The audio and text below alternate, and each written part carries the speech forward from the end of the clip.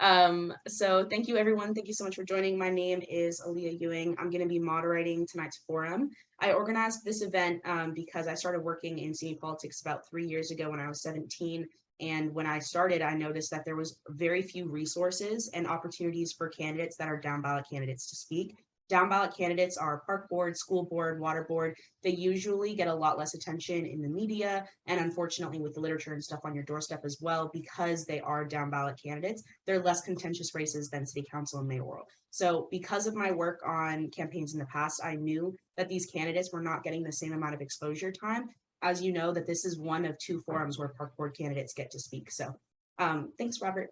And so because of that, that's the reason that I organized this forum. And then of course, I'm also, 20 years old. I was 18 when I organized my last forum.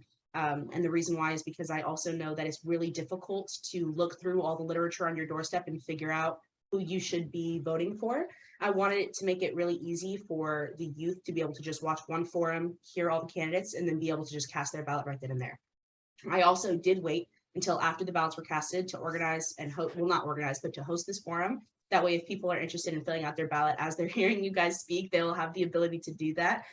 So that's my goal, and I'll be giving more information about filling out your ballots at the very end. But I feel like it's only fair to give an opportunity to speak to the down ballot candidates as much as they possibly can. And I also organize this forum in a way so that responses are mixed. They're not going to be all park board, all city council, and then mayoral races at the end. The idea is that you're going to hear from a park board candidate, then a mayoral candidate, then a city council candidate, then a school board candidate. That way you're listening to all of the candidates out of order so that you have to hear from all the races and not just attend one half of the forum or another half of the forum. You get to hear from every candidate with equal opportunity. So that is the way that this forum is going to be organized. As you'll notice, the questions are not going to be based off of office, so they're not going to be grouped together like that. So if it seems weird that some candidates are speaking on a question, that is the reason why. The order of every candidate has been randomized. I used a randomizing link on Google. I just Googled randomizing link, entered names, and then it randomized it for me. So no person was chosen over another person of who can speak first and who can speak last. The order of every candidate has been randomized and each candidate received these questions in advance, so they will not be asked any questions that they haven't already approved of. The candidates were encouraged to answer questions ahead of time, prepare ahead of time because they did have the questions in advance. So because of that, when you're hearing speeches, some might be improvised and some might be reading off of a letter. That's totally okay. It's what I encouraged. And then I also did not write any of the questions that I'm going to be asking today. I chose the questions based off of a long list of questions that regular people in Simi Valley submitted. I chose some questions because I felt like they were really valuable and important to Simi Valley. And I chose some other, and I did not choose other questions because I felt like they weren't as relevant to the issues that we're facing in Simi Valley, or I felt like they were trying to call out one particular candidate and that didn't feel appropriate. So that is the reason why, but all the candidates received the questions, all of the questions that were submitted. That way they could see what the options were and what questions were chosen. Candidates are going to be putting the links in their chat when they're done giving their speech. That way you can learn more about their campaign, and they will probably continue to do so throughout the entire rest of their speech. So please keep an eye out on the chat for the ability to do that. You also are more than welcome as audience members to include even more questions that you already have in case I didn't ask them in the chat for candidates. However, please keep in mind that candidates are not obligated to respond or answer your questions. They would not be responding, via through this, they would be responding through the chat, and that's only if they choose to do so. And the reason why is because it's completely up to them as to what content they want to be engaging with. Since they were not receiving those questions in advance. So we're going to start with hearing a speech, an introductory speech from all the candidates. When I say your name out loud, you're going to have 2 minutes to start. I will be recording it on my phone and then also on my laptop. And the candidates were told ahead of time how much time they would have to speak for each question and the order. So we're going to be starting with opening statements. And Robert, would you mind starting us off?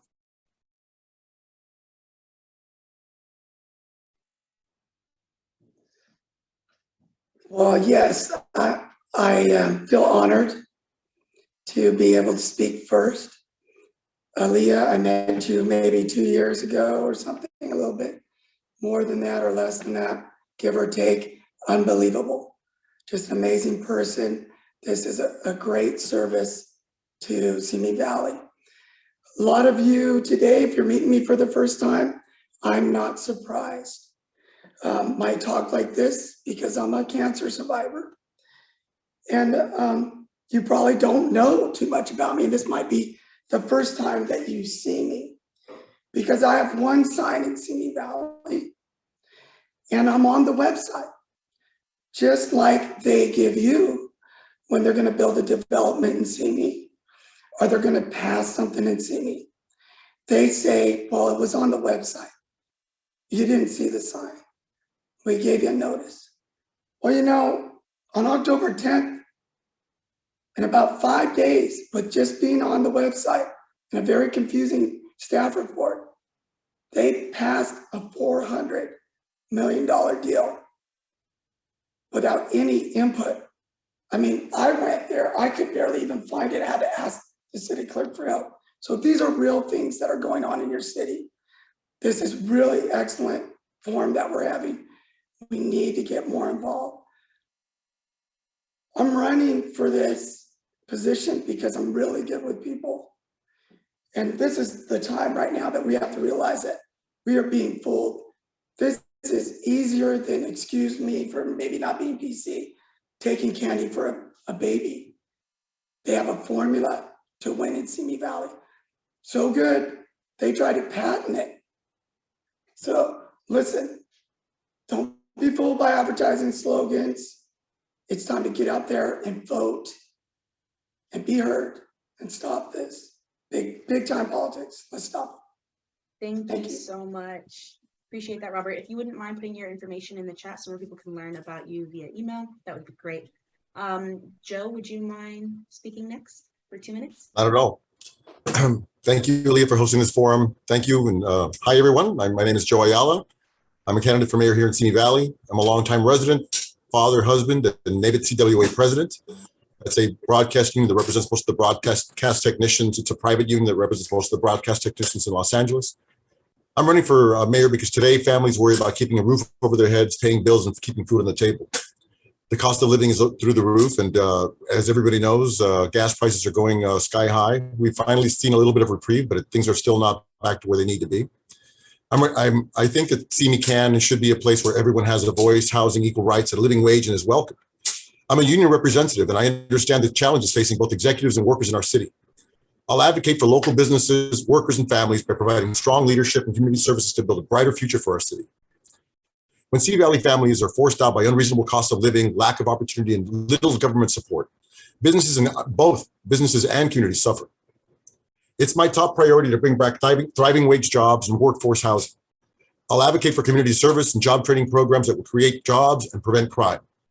I have the knowledge, experience, and community service partnerships skills necessary to serve Simi Valley as your next mayor, and I'm asking for your vote. Thank you. Thank you so much, Joe. I appreciate that. You finished 40 seconds early. Okay, great. Can we hear from Nancy? There's no reason to belabor. There's no reason to belabor my speeches, Aleyah. Nancy, are you ready? Hi, I'm Nancy Mason, and I'm running for City Council District 4. For 34 years, I have lived, worked, volunteered, and raised 2 children with my husband in the place we call home, Simi Valley. As a Simi Valley principal, I've gotten to know many of you, and many of my former students are now adults. Keeping the Simi Valley dream alive for our young people who grew up here is a priority for me. We must provide opportunities for our children and grandchildren to live and work in the city that they call home. Creating attainable housing solutions would give our businesses a local workforce and keep tax dollars here in the city. I support multi-use hubs that, like those being imagined in the envisioned Simi Valley, but I welcome first and foremost the input of all the residents on how we move forward with the development of the city.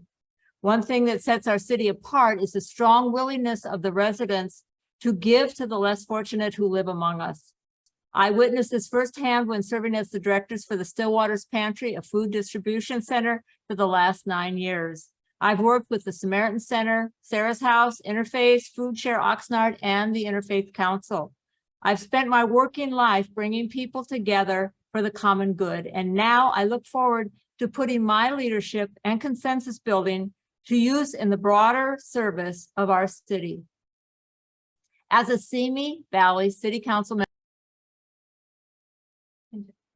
I would encourage informational forums where residents could discuss issues affecting Simi Valley. I'm ready to listen, have respectful conversations to build community and foster agreement when it comes to making decisions for our city. I am CERT trained, and I know that working with our first responder teams to plan for the next emergency is also a top priority, so that we know that we are prepared for natural disasters, other threats that might be wildfires, earthquakes, or droughts. While it's important to maintain the small town atmosphere grounded in the traditions of family, safety, and volunteerism, it's also wise to acknowledge the challenges that the city faces today and in the incoming years. Listening to one another and developing solutions that move us forward together will make Simi Valley an even better place now and for generations to come. Thank you, Aleyah, and thank everyone for their support. Of course. Thank you so much, Nancy. Sean, would you mind saying something? Gladly. So my name is Sean Weisman. I am running for City Council District 2. Currently, I am wrapping up my final quarter of my college education in political science with a minor in environmental studies. And there are so many issues in the city that I believe have not been addressed for a long time. It's a wonderful city, but loving the city means recognizing its problems and trying to fix them. And we'll touch on this later, but one of those is the issue of reclaimed water. While we are in severe drought conditions and we're not doing what we can with the water that we have, we need to be smarter. We need to make the necessary investments. There are other issues, of course, it's been brought up, housing. If we want to have a community where we have a workforce, where stores can stay open, we need housing, we need workforce housing for young people to be able to stay. And we need to have some control to lower the rents of commercial properties that are being held hostage by wealthy investors so that stores, local businesses can't afford to stay there, even if their businesses are doing well. We're stuck in this cycle and this just endless cycle of businesses and people being priced out of Simi Valley. We don't have adequate public transportation. I love the freedom of having a car, but there are times when I would like to take the bus.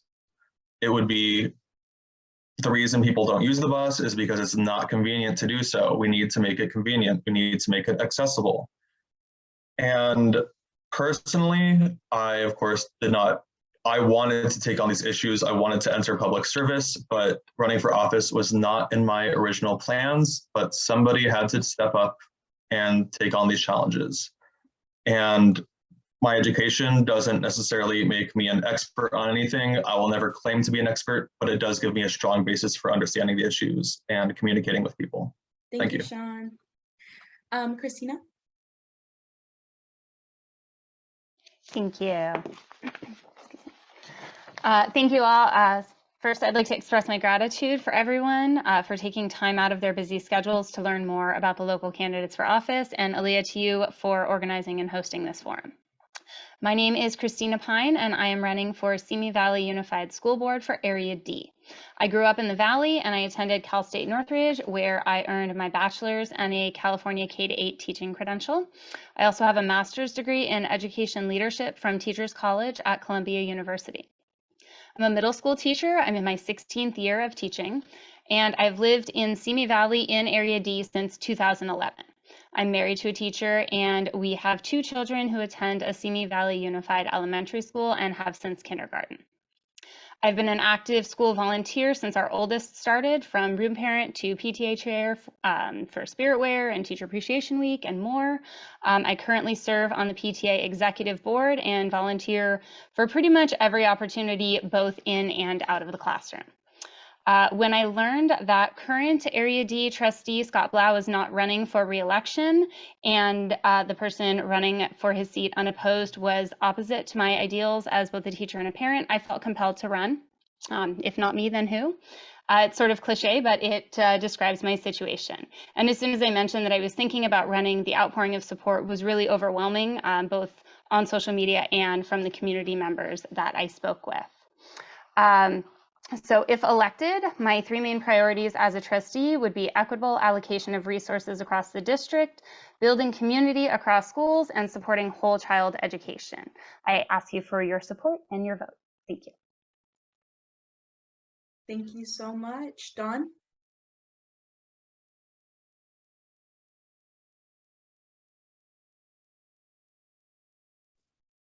Did you say Dawn or Dan? Dawn, sorry.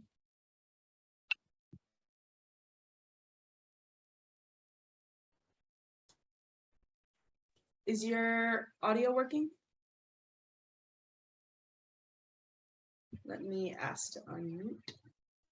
Dawn, you're Dan muted. is next, Aleyah, in the order. Yeah, Dawn Dan. is next. I thought it was Dan Cooper. No, it was Dawn.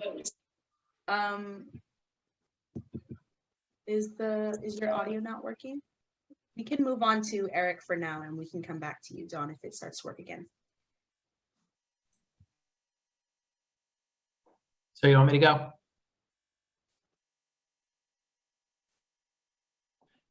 All right. I want to thank Aleyah for giving us the opportunity to speak in person, plus all those that have logged in to watch and giving of your time. My name is Eric Lundstrom, and I'm running for the open seat of our City Council District number 4. My wife, Shay, who's a principal at Catherine Elementary, and I have lived in Simi for 23 years. We've raised our 2 children who are products of our public school system and who are now students attending Northern Arizona University and San Diego State University. As a financial analyst for an aerospace company, I routinely monitor and manage government programs on a daily basis. I'm always looking for ways to make things more efficient. I plan to bring this skill set to the City Council and to help us become operationally efficient. The same skill set allowed me to help our local Simi Valley Unified School District when I was elected as a governing board member twice. Health, safety, and the economy are the areas I do want to focus on, but they all start with our city's general funds.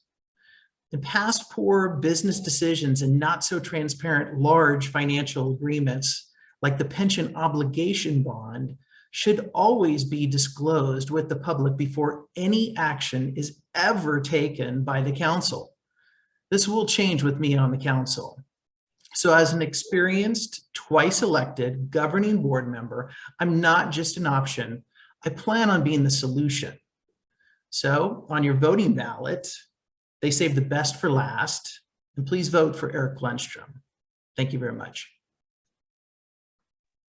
Thank you so much, Eric. Dawn, would you like to go ahead? Thank you. I'm sorry for the technical difficulties. My name is Dawn Smollen, and I am running for re-election to the Simi Valley Unified School District Trustee Board. First, I want to thank Ms. Ewing for hosting this event, and to all of you that came in to see this evening. My husband, Sean, and I moved to Simi Valley 26 years ago to raise our family. We love our town and we love our schools. We have 3 kids that are all very different. With my own kids, I've had firsthand experience with everything from special education to AP courses and our career pathways. I appreciate the diverse choices and programs that are offered in each of our schools that sets them up well for their college or career choices.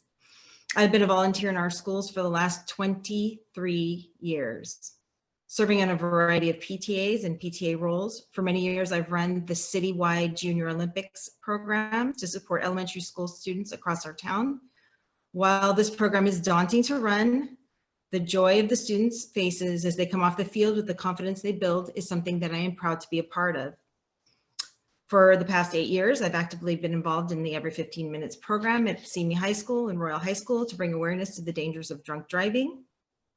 I passionately believe that parental and community involvements are key components to our students' success. I came on the board in 2016, and as you know, we have had some challenging years since then, but during that time, we've also had many successes.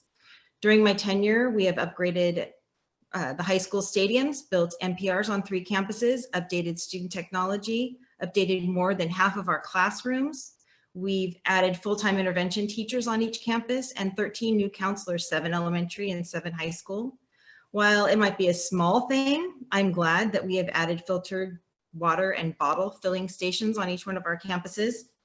We've added additional AP courses, expanded universal transitional kindergarten. Our civics programs have been expanded through the district, and our elementary and middle schools to increase our work with the Reagan Library and the Medal of Honor program. I could really go on, but I know even with these accomplishments, there's still a lot of work to be done. My goals are to continue the collaboration between the parents, district, teachers, and community to make sure that our students are provided with the tools and experiences that will carry them far into after their high school graduations. All of our students need to be prepared for whatever comes next in their lives. Good schools don't happen by accident. I am asking for your vote tonight so that we can continue to work together to make our schools great for our students. Thank you so much. Ed, would you mind going next?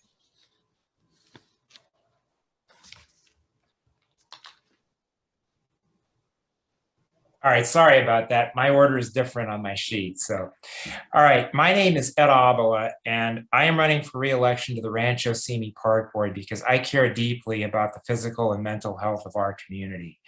I've lived here for 49 years, and this community means more to me than you would ever know. 2.5 years ago, my wife, Jill, received a life-saving living kidney donor because of the efforts of this community. My priorities are 3. One is open space, the reasonable acquisition and preservation of open space. And we do it through grant money. We do it in a smart manner, and we're going to continue to do it that way. Second is safe parks.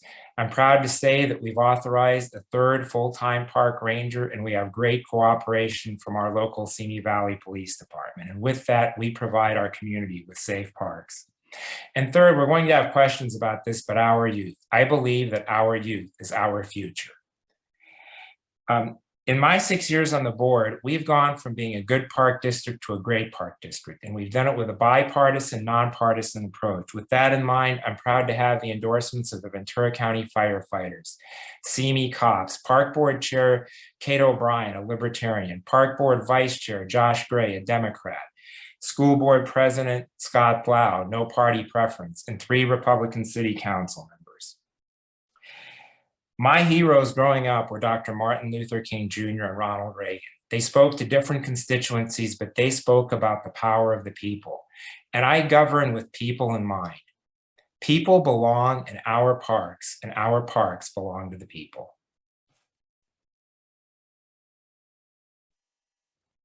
Thank you so much. Brian, would you like to go next? You did say Brian, right?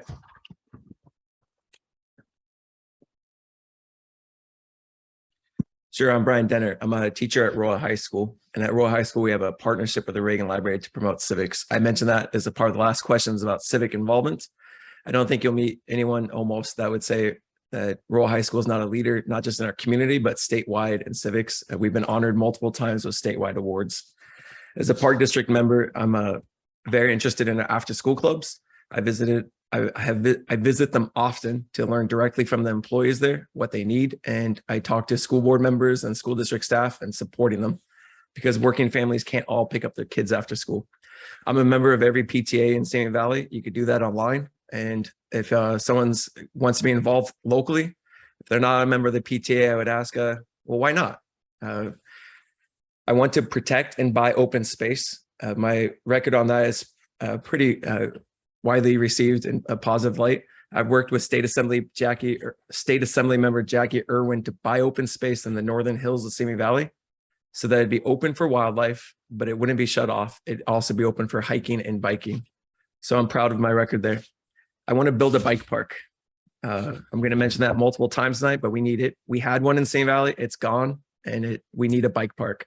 What I realized in studying it is people start off riding bikes when they're young, But as they get older, they move on from BMX bikes to mountain bikes. That's why working together, I'm proud to be endorsed by Josh Gray, Elaine Freeman, and Kate O'Brien from the park board because we work well together. And I also work well with Ed Abele on the park board. All of our current school board members and county supervisors, Linda Parks and Bob Huber, our Police Officers Association, and Mayor Keith Mashburn. Thank you. Thank you, Brian. Are you here, Mark? You're talking Mark Johnson? Yes. Okay. Hello, my name is Mark Johnson, past board member for 28 years. And I'm very proud to have started over 20 different parks, both community centers. I opened up 12 of the trailheads that we have. I started the ranger program, one of the board members started the ranger program at Rancho Simi. I'm a math teacher from Simi Valley High School, now retired. I was a girls soccer coach there, football coach, basketball coach, cross country coach. And I'm very proud to say that my big thing is the service to our community. We need to have more people to get out. And I'm proud that we have lots of people running for this given election that we have right now. But I'd like to get back on the park board one more time to try to finish building our park system completely. We were able to do that in Oak Park. I'm very proud of that. We finished the Oak Park. Park is built out. Now we just have to worry about maintenance. We need to do that here in Simi Valley. We need to finish what we promised we would do. I'm a big believer that with past boards before me, when I was on the board, that we keep our promises, and going forward, that we keep in mind what happened in the past so we don't make those same mistakes we've done before. The biggest problem the park district will have right now, and I've said this now for 15 years on the record, is water in California. Sooner or later, it's going to turn our parks brown if we don't do something about it. And I like to be on there to try to find a solution. Thank you. Thank you so much. Dan Cooper? Good evening, everyone. And hi, Aleyah, thanks for hosting this. I'm Dan Cooper. I'm running for Park District Board on a Protect Open Space platform. I believe I'm the only candidate with many years of professional experience drafting management plans for parks and advising park managers. As a senior conservation biologist for our local resource conservation district, I spent my career at the intersection of urban and wildland zones, starting in the late 1990s when I was on a team to design and plan LA's first urban nature center, which is now called the Debs Park Audubon Center in Highland Park. I ran my own consulting firm for 17 years and served as program director for Audubon before that. I grew up in the San Gabriel Valley by way of background, and my mom taught 7th grade social studies at Rosemead in Rosemead for 32 years. I recently helped launch Friends of Oak Park Open Space, and most recently am chairing the Oak Park Advisory Committee to Rancho Simi Park District. I believe we need places to play and make noise, but I think we also need peaceful places to reconnect with nature, and we need to recharge. And this reality, I think, was made clear to everyone during the pandemic.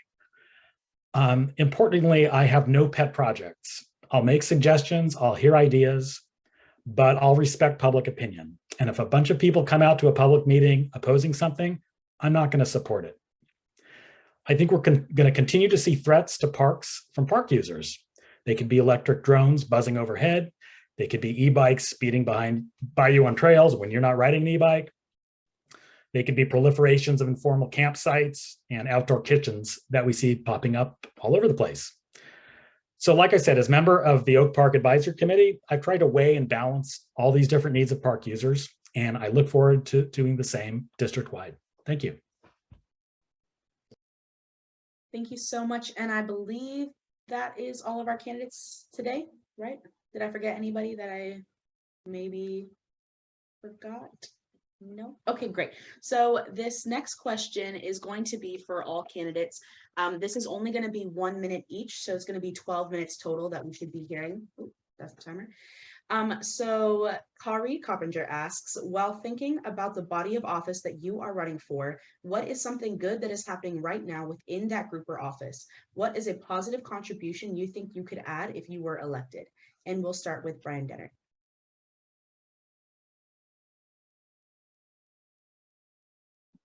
I'm going to start my time over. I was on mute. our board works well together. And as an example of that, there was a rule that children could not ride a bike, a scooter, or a skateboard in a park. Some people ignored the rule because most of us didn't know that was a rule, but children came to us, they sang at a meeting, they asked us to change the rule, and we worked together and we did. So as a board, we saw that the value was in getting kids out and exercising. We didn't get everybody on board. It was a 4-to-1 vote. And I understand there was some people were concerned about liability, but I think it's a bigger liability if kids are not exercising and getting outdoors. And if you go to a park now and you see the rules on the front and there's a brown piece of tape over some rules, that's what it is. So as a board, we did that 4-1. We also worked together to pass a Chumash land acknowledgement statement and celebrate Pride. And we united to do those things. So something good that's happening is we're doing it. Good things for our community, and we're doing it together. Thank you. Eric? The question itself is anything positive that we're seeing from the organization itself. And I would have to say there are council members that are doing their best to maintain decorum during these meetings. And ultimately, they're trying their hardest and they are getting through it. Other things, the neighborhood councils are a great organization, and they're maintaining those and getting feedback and taking the advice of the citizens to help make better decisions. But ultimately, what I would like to do is bring the respect back to the organization, and in addition to that, have the organizational skills that I bring on a day-to-day basis as an analyst. I will bring that to the board and make things a lot easier.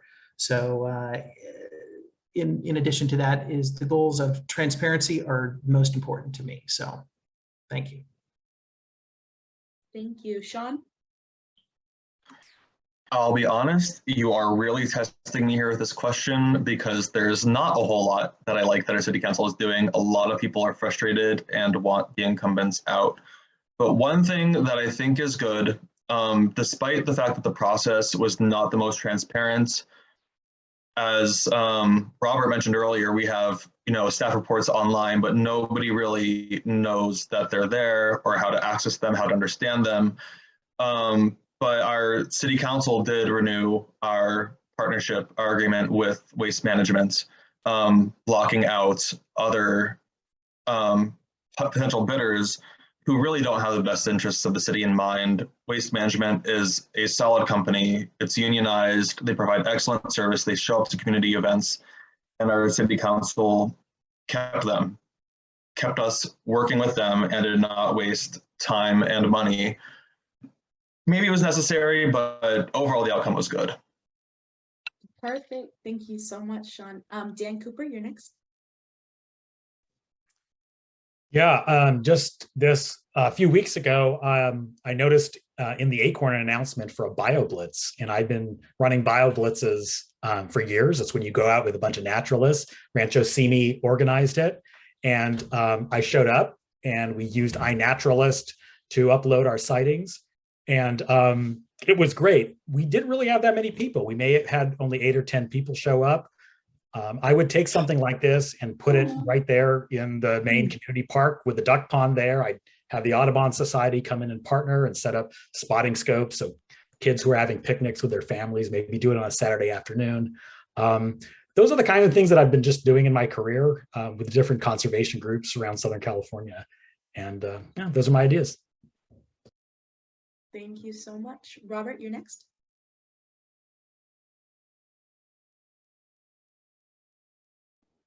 All right, hey guys, yeah. So I'm gonna kind of echo Sean for a little bit, but I'm a little more shrewd businessman. So Sean Weisman was there, I was there, Mary Portier was there, and we spoke against it, but not against waste management, against the process. So yeah, I mean, the biggest positive is they're failing so bad. Eventually, people will figure this out.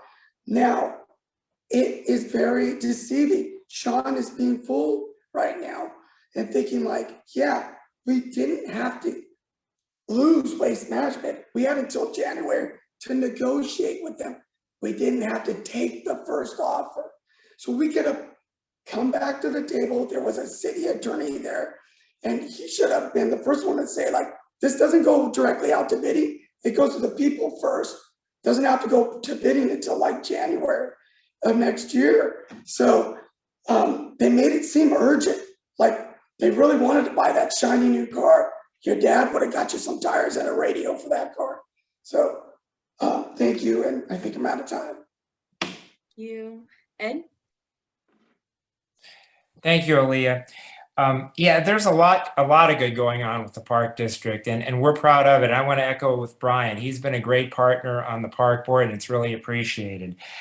Perhaps my most difficult but proudest moment was when I was chair during the pandemic, and we made the decision to aggressively but safely open our parks and trails and golf courses. And we did it, and we were safe, and the community really appreciated it. And that was a really good thing. But we have scenic hiking trails, we have beautiful, safe parks, recreation activities for all ages. And the other thing that we did, and I had to do a little nudging on this, but Brian was on board with me, but we've made our park district more transparent. When I got on the board, we weren't televising meetings, we didn't have Zoom, we have that now, and it makes it more accessible to the public. We have a lot of good going on with the park district. Great, thank you. And Joe Ayala? I mean, I think I might answer Sean's question, but in reverse. I wouldn't be running for office if I thought things were going really well. There's obviously a lot of dissension in the city council ranks. There's always a lot of infighting and back and forth. They're not getting a lot of good things accomplished. I am happy with the decision to keep waste management as a union leader. I think that union jobs, because they are good paying jobs, are very important. They keep a thriving wage economy going in Simi Valley. I wish we had more of those here.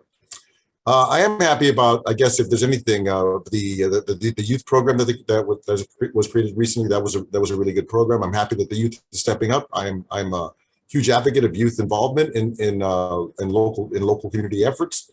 I did speak to a packed house at Royal High School a couple of days ago, and they had some great questions for me, and I was very encouraged to see the engagement of that young group of people. So that's a good thing. Again, as a union leader, what my main job is to unify people. So I think sitting on city council and getting those people next to me would help us create a more unified and city council that can move forward into the future. Thank you. Thank you. Kristina Pine? Thank you. The work that the SVUSD board and Simi Unified has done with equity and inclusion has been really impactful, especially with the traumatic last few years. Our students have been through a lot, which is obviously not news to anybody who's here. But one of the major takeaways in education has really been validation of the importance of whole child learning, from Zen dens in the classroom to play-based learning in universal TK and a robust social emotional learning program in the upper grades. Simi Valley's whole child approach is a source of pride in the district, and I'm a fierce advocate for whole child learning. Through rigorous academics, social and emotional learning, physical and mental health. And I would love to see, I guess, a little bit more focus on how stress is affecting our middle and high school students. But I look forward to supporting the work that the Office of Equity and Inclusion is doing. Thank you. Thank you. Nancy Mason? One thing that I've really been impressed with is the Simi Valley General Plan. Problem was, it was written in 2012. So I would like to update the plan using the 2021 census data based on who's actually living in Simi Valley right now. I'd also like to add a business plan with attainable housing for the workforce and internet-ready fiber optics. I'd like to see the schools and colleges work with the business community, and I've had some meetings with the business community, and they're really in favor of this too. Create employment opportunities for the young people and train the workers for the business. It's done in Europe, and it could be done here. Neighborhood councils, an unclaimed gem in our city, that they could be the conduits of information and response to and from, and they could be held within the neighborhoods, which I think would be a better idea, perhaps at local school sites. I also saw creative possibilities for entrepreneurs. There's a Denver model of pop-up businesses with no rent for 30 days. They take care of their working expenses, and it's good for the other businesses wherever they are, and it's good for the city. Thank you so much. Don Smollen? Good things that are happening in Simi Valley Unified. Well, years ago, we started the pathways. The pathways were started, and those have been narrowed down to some degree. And now we have our CTE programs, which are career and technical education programs. These include auto shop, cabinetry, our machine technology programs. So what I would like to see moving forward, and what I've been working on and has started already with our machine technology program, is I would like to see a connection between the adult school and our high schools, so that they can be taking courses for those students who are going to go into trade, taking courses in our adult school programs, like their medical programs that they have there, the cosmetology program that they have there. And so students could graduate with technical skills that would get them a decent paying job right out of high school. That was perfect. Okay, Mark Johnson. Okay, the one thing that I really think that we're doing very well right now is, I call it the Guardian Building. It's been renamed as the Activity Center. I'm very proud that it was the board that I existed on that we sold the Sycamore property, was able to buy the Activity Center property. And what's going on right now is that, and I think the people of Simi Valley has to keep really pushing this forward too, is that we're trying to get it turned over so that it can be used for more recreational facilities. It's a beautiful building. It was necessary to move for very many reasons. Somebody wants to know the real reasons, I could tell you in depth why we had to move. But I'm extremely proud of that.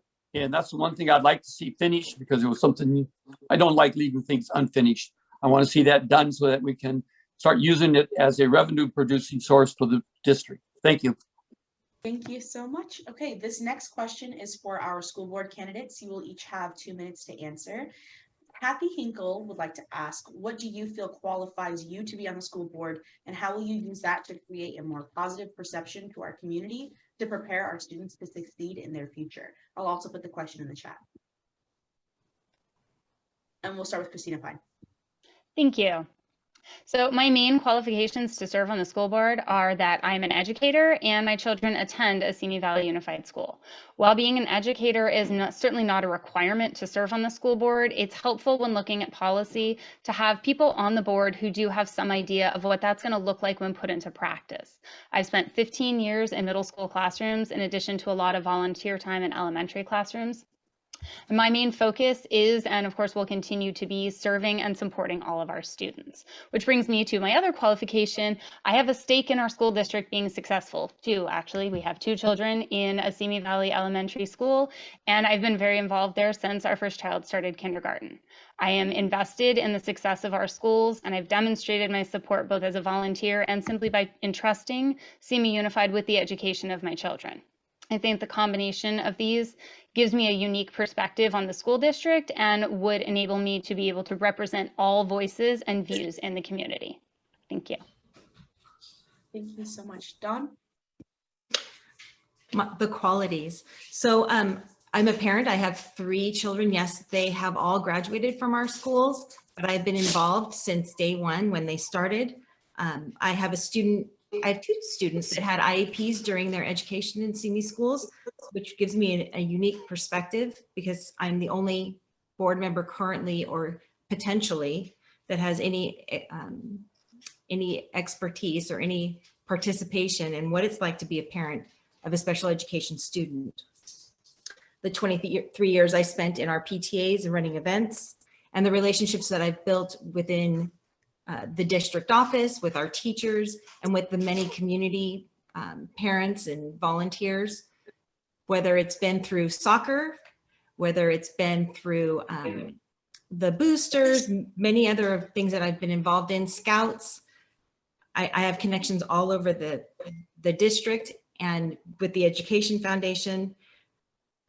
All of those are positive things I feel that I bring to this position, and the community outreach that can happen. And at the end of the day, I can work with all kinds of people. I have the support of our current board, the entire board, the previous board members, people on the left, people on the right, and people in the middle. And we all seem to work together well to get things done. Great, thank you. So my next question is for our mayoral candidates who will have 1 minute each. Deborah Bagley wants to know, with Chief Livingstone's resignation, that's our police chief, how do you plan to continue the progress that was being made under his leadership? And we're going to start with Robert. You will have 1 minute. Well, we got to recognize that Chief Livingstone's, he's retiring, but he's not gone. He's still going to be here in town. We'll be able to use him as a consultant. I believe it shows through the beat cop. You have to look at these beat cops that I meet, just getting a cup of coffee. I talk to just about everybody. And so I talk to them. They're just an example of what he exudes. Just a stand-up guy. Definitely a guy that would do the right thing, even though if no one was looking, just, I feel like he's on the right path or got us started on the right path. Most people don't know this, but we've been on a downhill swing. We come in just a couple points above Lancaster, and Palmdale beats us by over 10 points as a safer city. So I think it might be the other organizations that need our help and support, and we can use Livingston as a consultant. Thank you so much. Joe? I like the work that Chief Livingstone started. I think he was a good police chief. I'm sorry to see him resign. What would I do to build off that? I would speak to the next police chief, and hopefully we can have a meeting of the minds. I'd like them to start promoting body cams. I think that there's alternative policing. It does not always have to be a police officer with a gun coming to your door, especially in the case of mental health crises. I do like what he started, but I think that, building on that, it's very important for the future of Simi Valley. I think that policing today is important. It has to there's always going to have to be a measure of protection for the community, but, we should be looking at alternatives to policing as much as more prevention than policing. So, as I said before, I like what Chief Livingstone started, but I think we should work to improve on that. And those are my two ideas as far as getting body cams and also making sure that we have an alternative form of policing. Thank you. The next question is for the mayoral, city council, and park board candidates, who will all have 1 minute. Chris McAdams would like to know if you could explain some of your ideas to make Simi more attractive to younger people. I know it's a hot topic, especially as a young person myself. So we're going to start with Mark Johnson, and I'll put the question in the chat. You have 1 minute each. That's a hard question because neither one of the municipalities can do it by themselves. The Park District is trying to get as many AM/PM programs, after-school programs, feet-based programs for younger people, but it's really is a very difficult thing to do. What I think we need to do is used to have a tri-city, tri-valley, what you'd call organization where the school board, the city, park board, and other municipalities around that area would come together in a long-term plan for everybody. I think the biggest problem we're going to have in Simi is that younger people can't afford to live here. And that's going to be a huge question we're going to have to all address. Thank you. Thank you so much. Sean Weisman? So I am here with you, young adult. I will admit I'm only 23 years old, but I have ideas. I can listen. I can really communicate with younger people. I might be a little bit detached from Gen Z. I'm on the cusp of millennials and Gen Z, but what I've heard from them is that, yes, there really is nothing to do here, and we need to change that. We have, no real music venues. We have wonderful outdoor concerts in the park, but, weather doesn't always permit. I mean, does it rain here? Unfortunately, not currently. But we need actual activities for young people. We need, of course, as Mark mentioned, housing for young people, because there's really no option but to leave. And if we want to have a thriving workforce with good jobs, good paying jobs, good housing for young people. We need to do something. We also would like to see a walkable community so we don't have to drive everywhere, only sometimes. But I would like to walk and be more active, getting out of the community and participating in the economy. Thank you so much. Robert? Well, yes, I'd like to thank Chris for this question. There isn't a whole lot to do here for young people, but there's a broad range there. So, you know, are we talking about what age group? But I would say in general, I would like to see us utilize our open spaces more. A lot of park board members touched on it. Mountain biking, I have friends that I snowboard and I wakeboard with, still at my age, yeah, right? But I do. That live, they come all the way out here to ride Rocky Peak. And that's just on the outskirts, they don't actually come through. So if we could have more outdoor activities, set up our parks in a better situation. And then also we're gonna have that age range where they're gonna wanna see more like cyber cafes and stuff like that. Again, that's a wish list, but we need to be thinking about the younger people, the younger groups here at Simi, because we're just letting them down, you know? So thank you. Thank you so much. Next, can we hear from Ed?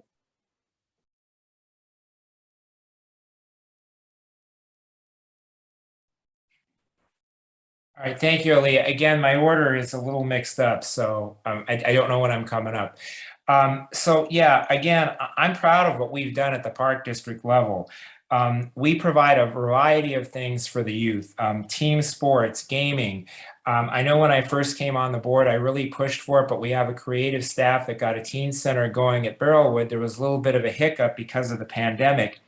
And I will say this, we had a little difficulty in our relationships with the school district and city council when I got on the board, but that really improved. And it was at my urging that we started up those meetings where the chairs of the park district and the school board and the park and the city council got together. And again, we were halted by the pandemic. So I'm all for that. And I think that would help our youth as well. Brian refers to it as a bike park. I call it a BMX track, but we got to get that back. It's so important for our youth. Thank you. I'm trying to reset the timer now. Okay. Dawn.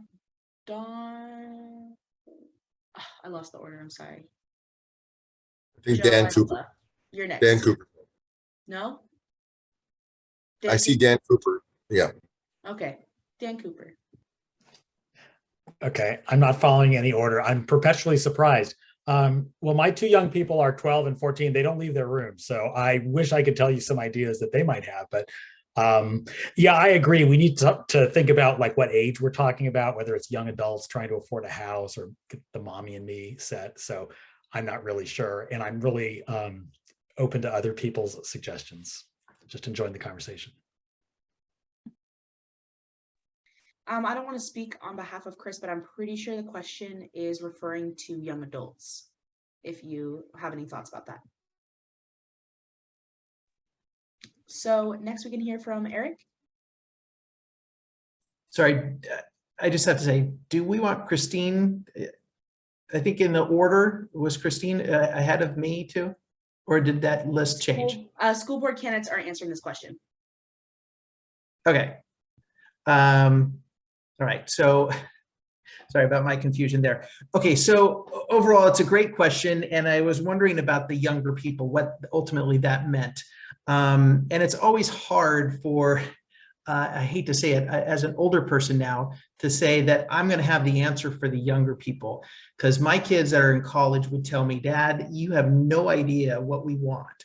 And so ultimately, it's been mentioned, but the tri-agency committee that the city, the park, and the school district had put together never really utilized the togetherness and the meetings And ultimately, I'd like to see that expanded and make sure that there's other community members involved in this, like younger people, to help give us ideas of what ultimately you guys are looking for, because we don't know everything. And I would never claim to know anything more than just maybe a spreadsheet, but I need input.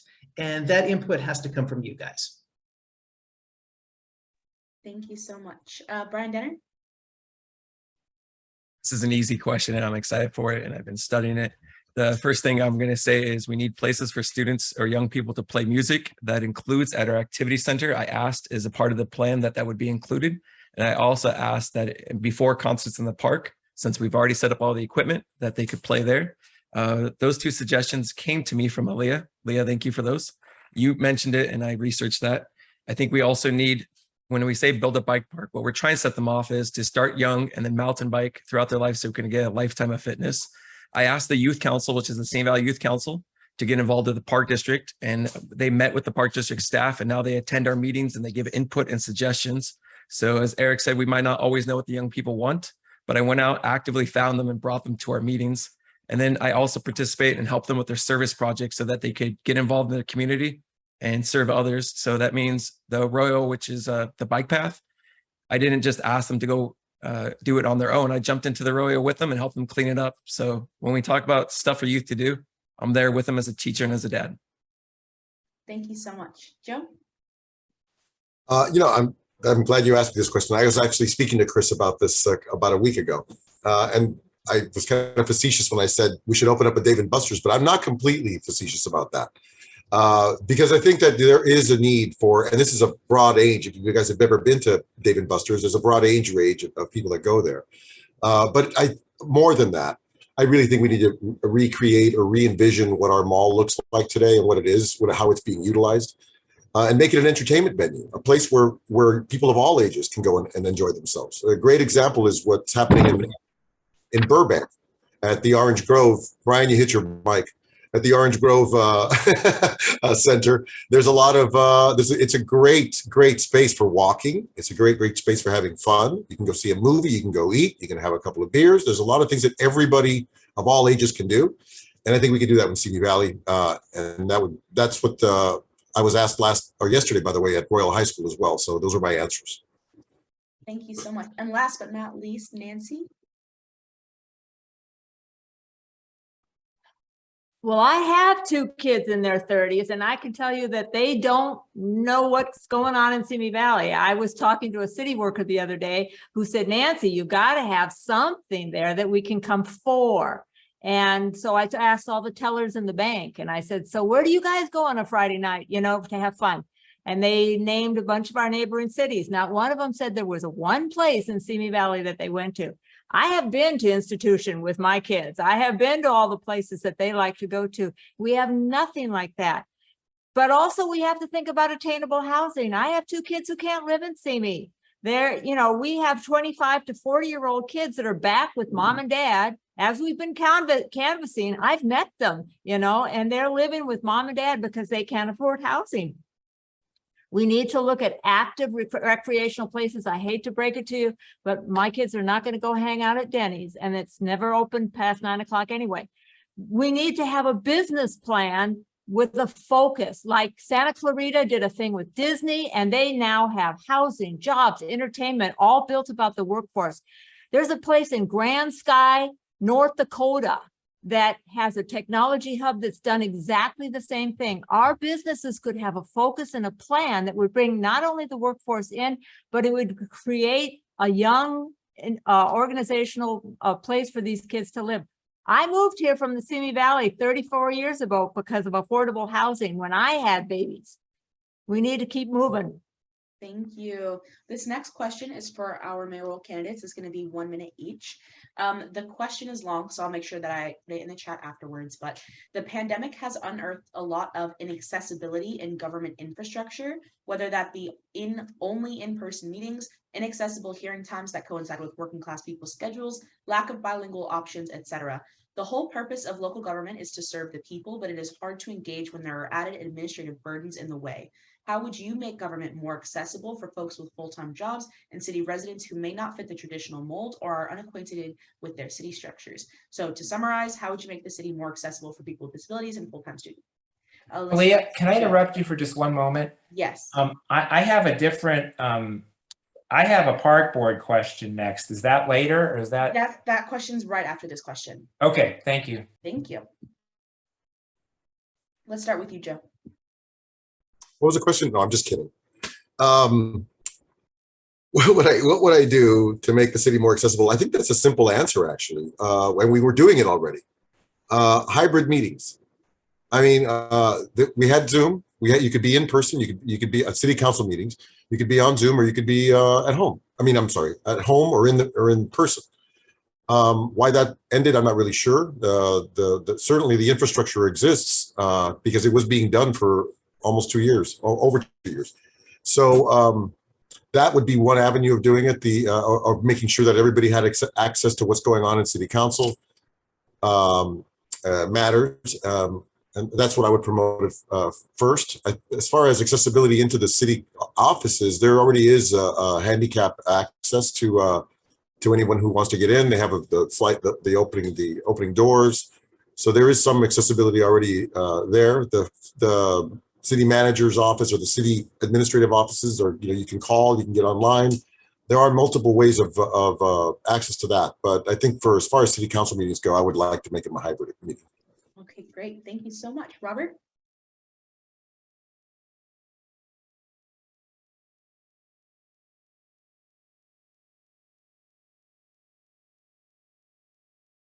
Robert, you're muted. Oh, thank you guys. Well, that's great because I was jibber jabbing anyway. Listen, the first step to this is to get notification out there. Look, when we all want to get elected, we plaster the town with signs. But when they're gonna, spend $400 million or, build a hotel in your neighbor's backyard or your backyard, there's very little notification. So the first step would be get some notification around town, even if it's signs for right now. Talk to the people. The idea is not going to come from me or maybe even you, or it might, but from somebody. Somebody in this community is all of a sudden going to come up with a great idea, and but not unless we ask them for it and get heard. Also, another thing we can start doing right away is input. Like, you can speak, but that's it. You get one chance. The other night, they were comparing apples to oranges, and I actually knew something about what they were comparing, and they sat up there and basically looked like not too smart because they were comparing two very different situations and made it sound the same. So, yeah, and that would help them too, input from the people, constant input. So thank you so much. So this next question is for our 4 park board candidates that Ed was just referencing. You guys will each get 2 minutes to answer this question. Simi Valley, very similar to our previous question. Simi Valley has been criticized in the past for being a place with nothing to do. The parks are a great resource for Simi Valley and are an opportunity to facilitate community building and entertainment. How would you utilize the parks as a way to engage not only Simi Valley families, but especially the youth? So I know that you guys briefly mentioned on it in the last moment, but this question was specifically for the park board candidates. So if you guys wouldn't mind elaborating a little bit more on what you were just talking about. And we'll start with Dan Cooper. I have nothing more than my non-answer. No, I do have a lot of ideas. One thing that happened here in Oak Park, and I live in the district but over the hill from a lot of you, is they put up an 8-foot metal fence between May Boyer Park and the elementary school. I think we were one of 2 families that objected to it. We are concerned about safety. We're concerned about security. I think the reason was a dog walked onto campus and chased someone. We're going to be driving less in the future. I think it's going to be hotter in the future. Pretty sure. We're going to need shade. We're going to need parks. And I think the way we get kids from school to parks, back to school, to home, to the parks safely is going to be of paramount importance in the future. And I think putting up fences is smart when done right, but I don't think we need fences around everything. I really don't. And I want to make sure that as a member of the park board, I really listen to people when they have some good ideas, and I try to sell good ideas to the public too. Thanks. Perfect. Thank you so much. Brian?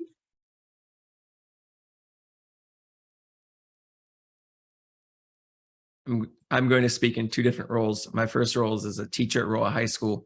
We've had more than 300 speakers come to speak to our students, and almost all of them leave time for questions at that end.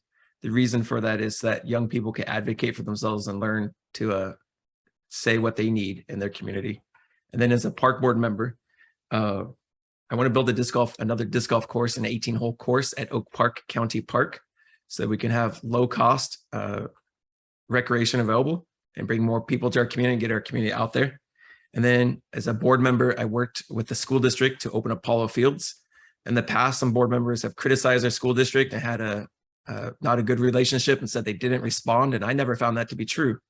All 5 board members I found are very responsive to our needs. So we opened up Apollo Fields for lacrosse, football, and soccer. And then we need more things to do, including skateboarding and riding bikes across the community. So not only did we change the rule on that, but I've looked at future park designs, not to build another skate park, but to build skate features throughout a park so that young people are not kicked out of parks, but welcome to parks. And then we are building an activity center. Now, Joe, if we called it a Dave & Buster's style activity center, that would be overselling it. But there's going to be activities there with food and other things to do in the activity center. So you could play futsal, you could play, there's going to be a gym in there. That was Ed's idea. There's going to be our plan is a climbing wall, and I'm most excited for the largest slide in the area. I'm not going to define area because I'm not sure how far that goes, but a place you'd go on a Friday night where your kids might have a class, they could play, you could eat, you could listen to music maybe. There could be concerts there for young people. So we're building it. That's part of the plan. Then lastly, I've created some events for young people, including Martin Luther King Day and Earth Day and Bio Blitz. Those are my ideas that I brought to our park district. Obviously, other communities celebrate them too, but so that we could join together and do common service together on those events. Thank you so much. Ed?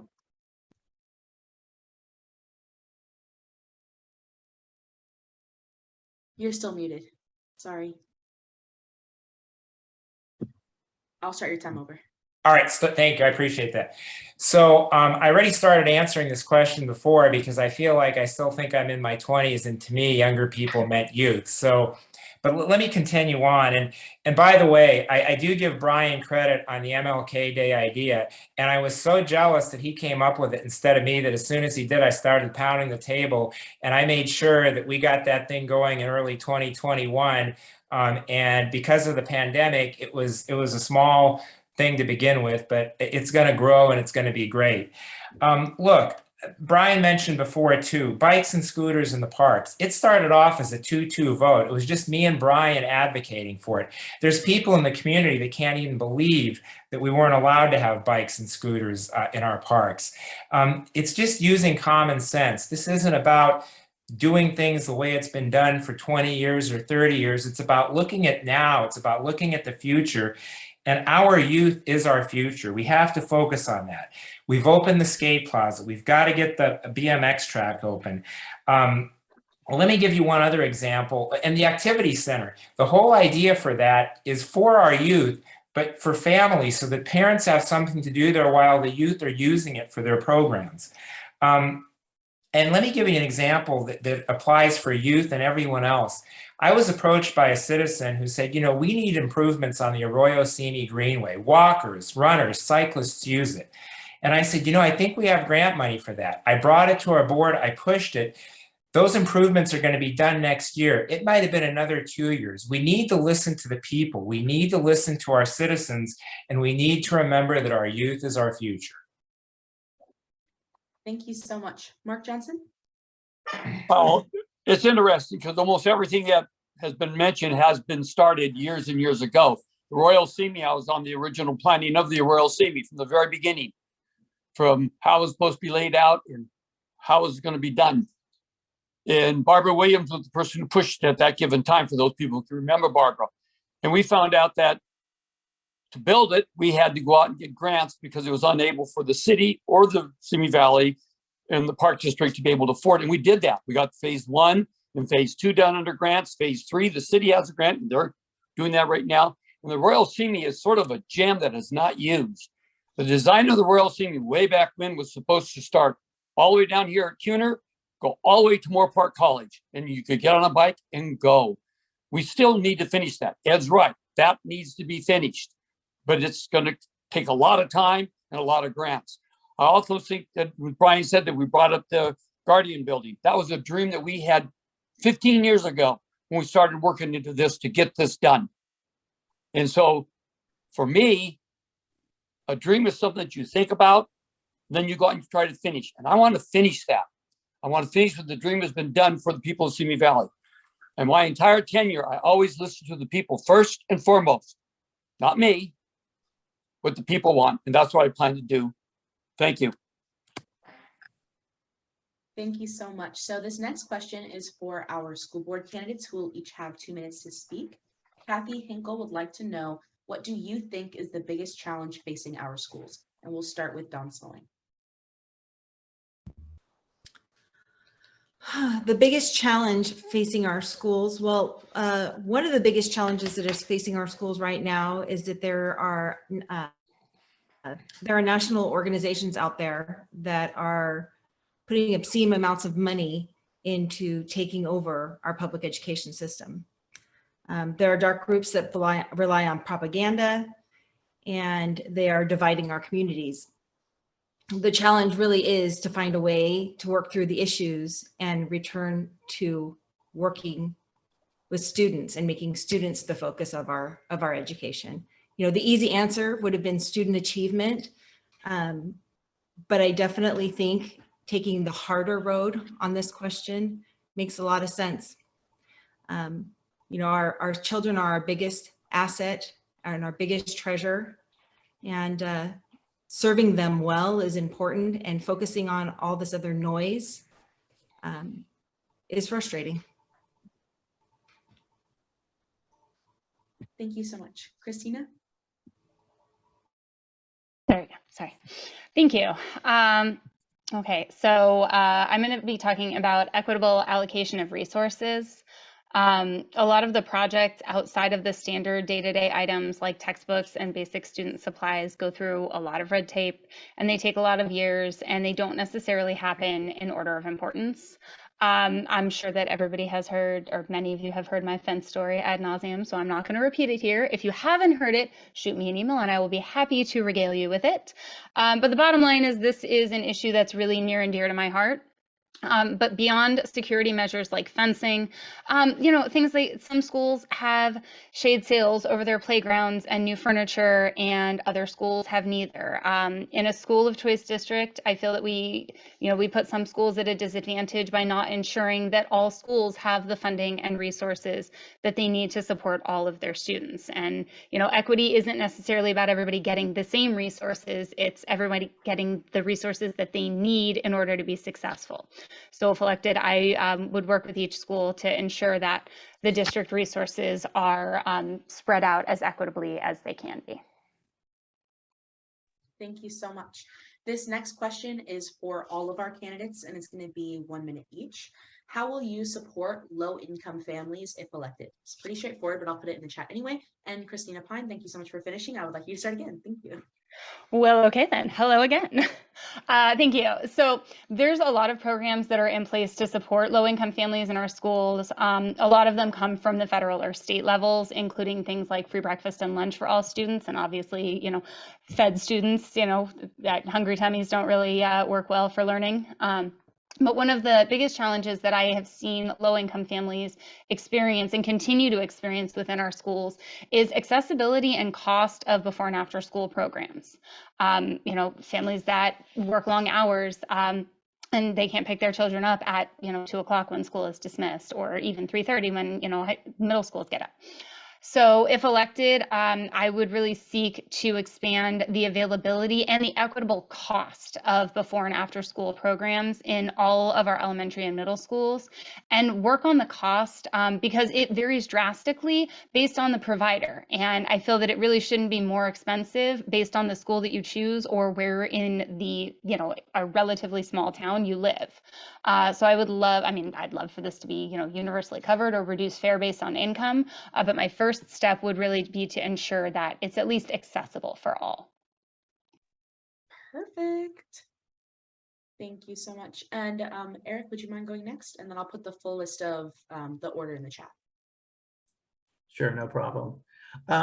Ultimately, for those that are low-income families, our job basically is to make sure that we have the available services that the city, the county, the state, and the federal government provide for people that are low income. And our job, ultimately, what I'd like to see is making sure that we are making that information available to them. Some people don't know that they can go to the city or they can go to the county and look for those services, and they only find out through friends. And if we can, it's really hard to go and know who is a low-income family or not unless you find out through other resources. So I'd like to make sure that we can help people getting in touch with grants and other services that are being provided. Plus, working towards the affordable housing, apartments, and the actual workforce, looking towards workforce housing. If we could do that, that would be great. Thank you so much. Ed? Thank you, Aleyah. So this is my chance to mention something. I've talked about how we got to get the rhetoric out of this. A conservative would tell you that you have to watch your money. A liberal would tell you that you just go all out and you fund the program. For nearly 30 years, I've been in a fantasy football league with the first gentleman of the United States, Doug Emhoff. If we sat down and talked politics, we'd probably disagree more than half the time. But let's be serious. Josh Gray brought scholarships for after-school clubs to our board. Aleyah, you were at the meeting. Joe, you were at the meeting. It's a no-brainer. We need to make after-school clubs affordable for our youth. We need to make youth sports leagues affordable. And there's ways of doing that and balancing the budget. There's discretionary activities where we draw revenue for the park district, and that's how we get the revenue. So this shouldn't be about rhetoric from two sides. This can be done. We need to support our youth. We need to help the low-income families, especially with the after-school clubs and the youth sports leagues. Perfect. Thank you so much. And then next, can we hear from, oh my gosh, Nancy Mason. Thank you. Well, I can tell you, having worked with the homeless and the low income for 9 years, I can tell you the first thing that we need to do is put food on the table. We have people that are working 2 and 3 jobs. And did you know that 22% of Simi Valley residents make below $50,000 a year? With that kind of an income coming in, to get a 2-bedroom apartment in Simi Valley would take 84% of your income. So what are they doing? They're having family members. They're having 2 and 3 families. And I know this as a principal too. I took kids home, and mom and a single mom and her children were living in one room of a house for $1,000 a month. So we have to actually work with our faith centers that are trying to take care of the immediate needs of these families I would create an infrastructure so these groups can work with each other and they could share the wealth of the services that they have. But beyond that, we have to address, attainable housing. We can't keep talking like it's out there. It's not. We're building more McMansions and these people are suffering and they are running some of our businesses. As an educator, what I would do is I would increase English classes for free. I would increase trade schools for free. Get people out of this cycle of poverty instead of saying, pull yourselves up by the bootstraps, help them out with some bootstraps. I would want to create transitional housing, and I'm worked with Samaritan Center now for 10 years, and they're asking, please have some transitional housing here in Simi Valley. We do not have any. And right now the PAS program is 8 to 20 beds every 4 months of the year, and it's just not enough. So if you're really serious about low-income families, come and talk to me. Thank you so much. Dan Cooper? Yeah, I'm reminded of a story where I was involved with a river cleanup in the mid-90s in Compton Creek. And the prize for cleaning the most trash for the community was a Curtis Mayfield box set. And I say that only to say that the organizers just assumed that Compton was African-American, when in fact it had been majority Hispanic for years and years. And it just reminds me to look around, to be responsive to the community where you're at. I stood outside the Long Canyon Trailhead the other day handing out flyers, just asking people what they wanted from their trails. I think we should do the same as park board members, just get people coming in from the athletic fields as they're getting into their cars. A lot of those people using our parks are low-income folks, and it won't make any sense if you just dream up what they're going to want. You've got to get there, look around with your own eyes and ears, and ask people. That's it. Thanks. Thank you so much, Robert.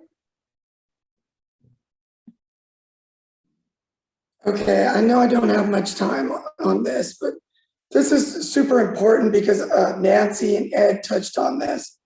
Most of the people are low income, to live in a place like Simi Valley. Number one thing, Ed touched on it, is school. People are going to be working. The parents or solo parents going to be working. They need to make sure their kid is at school and can stay a little longer so they can stay at work for a few more hours. Getting fed by a meal program at school, lunch programs could be available for almost all the children.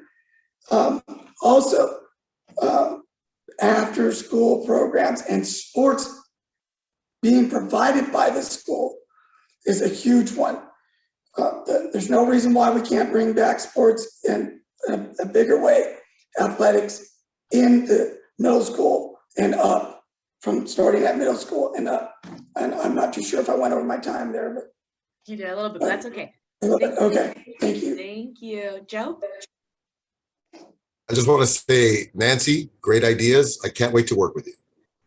But piggybacking off of what she said earlier, I would also, Section 8 housing is a thing. We can do that here in Simi Valley for low-income families. I think we do need to create real affordable housing in Simi Valley. I would reach out to the state and the county. My stepdad was really, really good at writing grants to the state and the county and getting programs without any cost to the city, by the way, other than a space, like a physical building, with which he created 3 different programs. One of them was a low-income program where he would work with them to try and get them trained into higher skilled jobs while Section 8 housing exists. So those 2 things are both important. You have to get well-paying jobs. Not everybody's going to qualify for a high-paying job. So the offset of that is to make sure that they have a place to live and resources that the city can provide to make sure that they don't suffer. Thank you so much. Sean? I would like to echo what Eric and Nancy spoke about. Food insecurity is a huge issue among low-income families, and the resources that the city, the state, not communicated well to the public. We don't know about them. When it comes to CalFresh, otherwise known as food stamps, only a fraction of the people who would qualify actually make use of this program. They are too busy working 2-3 jobs to be actively searching for these programs when they need to be, advertised well and made more accessible. We spend so much money researching these programs and means testing that could actually go towards helping people. Of course, we need to, as Ed said, make sure that these programs are properly managed and so that we don't waste any funds, but we really need to make them more well-known. Thank you so much. Brian Dennert? So Ed mentioned it, but we're really proud of the scholarship program we created. The specifics to it is it didn't just lower the cost, because if we lowered the cost for everyone, then we'd have to lower the quality because we wouldn't be able to pay for the staffing that we would need. So we created a scholarship program for the students that need it most, because if you ask me, would I be willing to and able to pay a little bit more for a high quality program? Yes, but I know that doesn't apply to everybody. So that's the first part. We created a scholarship program for low income families so they could, as Robert, I think, said, they can stay at work a little bit longer if they need to and know that their kids are safe and being taken care of. Second, our park district partners with our school district, and during the summer, they have you can show up to a park and the school district helps to feed kids and the park district helps to keep them entertained and have fun. But we do it in a way that they have fun, so they want to show up, not just for the food, but also because they know they're going to be a part of something. And then Ed, you also mentioned it, low cost field fees, because I've coached youth sports and I know some of the kids, the cutoff point is, can they afford it? So as a park district, we want to minimize what we're doing to families by keeping our fees as low as possible. Thank you so much. Dawn? You know, it's hard to go towards the end when there've been so many great answers that really echo what you're already thinking and feeling. You know, from Kristina to Eric to Ed to Brian, you know, the school district and the park district has worked really well, especially during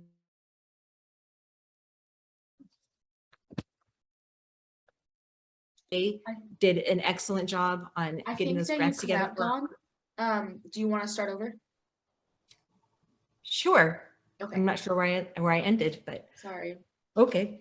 I just want to thank the people that went ahead of me because they had such great answers and they echoed very much a lot of the sentiments that I was thinking during the pandemic. There was federal funds that fed kids every single day, anybody who showed up. So food insecurities were less. The grants that Josh Gray brought to the park district, they voted on and worked together to make available for our students, is also a big saver. And, you know, at the end of the day, we've added social workers to our schools and they help us identify some of the families that are most in need. The other thing that is education. Equal opportunities program, that students that normally get better grades but don't necessarily take AP courses because they don't maybe have the support or didn't maybe think that it was something for them. We've put that program together and we're pulling more and more students into taking AP classes without our scores going down. We just have more classes of those AP classes for students to take, which I think at the end of the day will lead them to better occupations in the future. Great, thank you so much. And then last, Mark Johnson. Oh, last again, that's good for me. No, it is a major problem. Low income families and stuff, I think for me, the biggest problem I've found out, especially from seniors, from my mother all the way down to some lower, younger people, is they don't know what's available. They don't know what's out there. And I think that's the one thing the park district can do, along with our fellow partners, the school district, is to maybe create a brochure or something that everybody would get in the schools, at our parks, and especially in our after-school programs, AM and PM programs, because those are the students most likely they'll need it more than anything else. And we need to give the information what the Boys and Girls Club gives out and what the YMCA does. And I think that's all of our responsibilities to get out and get the information to all those people who need it very desperately, including our seniors, by the way. Thank you. Thank you so much. So our next question is for mayoral and city council candidates who will each have 2 minutes to answer the following question from Deborah Bagley. She asks, how can we make the Simi Center more vibrant and attract more shoppers? We'll start with Joe. Well, I think I touched on this earlier. Thank you, Leah. And thank you, Deborah, for the question. I think I touched on this earlier when I was talking about re-envisioning what the town center looks like right now and how it's being utilized. Currently, and I love both of my daughters went to Gotta Dance Academy for many years. I love the Gotta Dance Academy idea, but the mall can't be the Gotta Dance Academy mall. We have a gigantic. It used to have 2 anchor stores. They were both Macy's, and now there's one Macy's that has, I don't know, half of the clothing that you would buy at any other Macy's because it's just a very small store. It's not big enough to have enough retail shopping to make a big difference. So what do? We go to Thousand Oaks, or we go to Chatsworth, or we go somewhere else. So my idea as I said before, is to reimagine that mall into something that it's not right now. A multi-use facility would be a good idea. My first idea would be to make it an entertainment destination. That way people can have fun and shop at the same time. Right now you can shop and dance when that's okay, but you got to take formal dance classes to do that. And I'm not a great dancer anymore. So I think that the best way to do that, honestly, would be just to reimagine that space and make it something that people want to go to for various reasons, and then they could shop at the same exact time. Thank you so much. Sean? Yeah, so of course the town center has been in decline for a long time. And one problem is that rents have gone up. They have priced businesses out of there. And as businesses get priced out, as there become fewer and fewer, it hurts all of them, because why would we, drive over to the mall if there aren't as many places to go? And why would any new businesses want to come in, seeing what has happened to all those who have left or been shut out? There's just no reason. We need to be able to, we need some incentive for them to come in. And I agree with Joe. I would really like to see it become a mixed use space. I believe that walkable communities really do encourage people to visit a variety of places, to actually go to different shops, try different restaurants, engage more with the community, and actually, keep their money in Simi Valley. And of course, we need other things that we don't necessarily, entertainment venues, and there's just a lot that needs to be done. Of course, the city council doesn't have total control over it. There are developers involved. It's passed ownership from several times, and we need to actually work with them to make sure we have a plan that our community supports and that they can get behind as well, and fund it and make it happen. Thank you. Thank you so much. Robert? So the reality is we don't own the mall, and we would have to negotiate and try to convince them that this would be a good idea, but ultimately we don't own the mall. Now, since we're having a little fun with this and it seems to be a big deal, I had an idea that Ed Adele, I hope I don't say your name, I chopped it up. I know he would know something about, he's on here right now running for park board, because I saw his Green Bay Packer memorabilia in the background. The Green Bay Packers put their money where their mouth was, and they bought the stadium and they bought the facility, and now the citizens own it. So if we were able to present that to the people and we buy it, now you can put your grandma's restaurant in there and see how she does. If she fails, she fails. If another grandma comes in, or your uncle or your dad who's a great barbecuer, they can put that restaurant in. And I'd love to see that place look like Universal City Walk. Concerts, all basically owned by local residents of Simi Valley. But we gotta be daring, have no fear. So we're gonna have to bring in Ed on that, see how that works out for the people of Green Bay. So thank you. Thank you so much. Nancy Mason? Okay, Robert, I'm going to take that a little bit farther, because I was doing a deep dive on what some other towns around the country have been doing with their malls that are dead. And there's a place in Rhode Island, it's called the Arcade Providence, and they turned a Macy's type thing into 48 micro apartments, 1-bedroom apartments starting at $500 a month. The first floor is restaurants and a shared lounge, and then a shared laundry facility and a parking garage.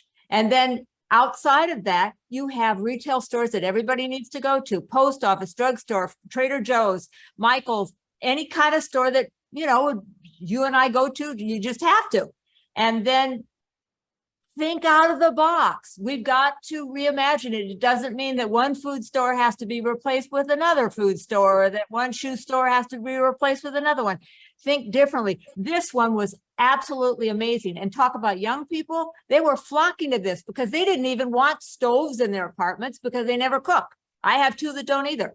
And so they wanted the whole retail, and they had the built-in furniture, and it was amazing. I say, let's be creative. Let's think out of the box. Thank you so much. Eric?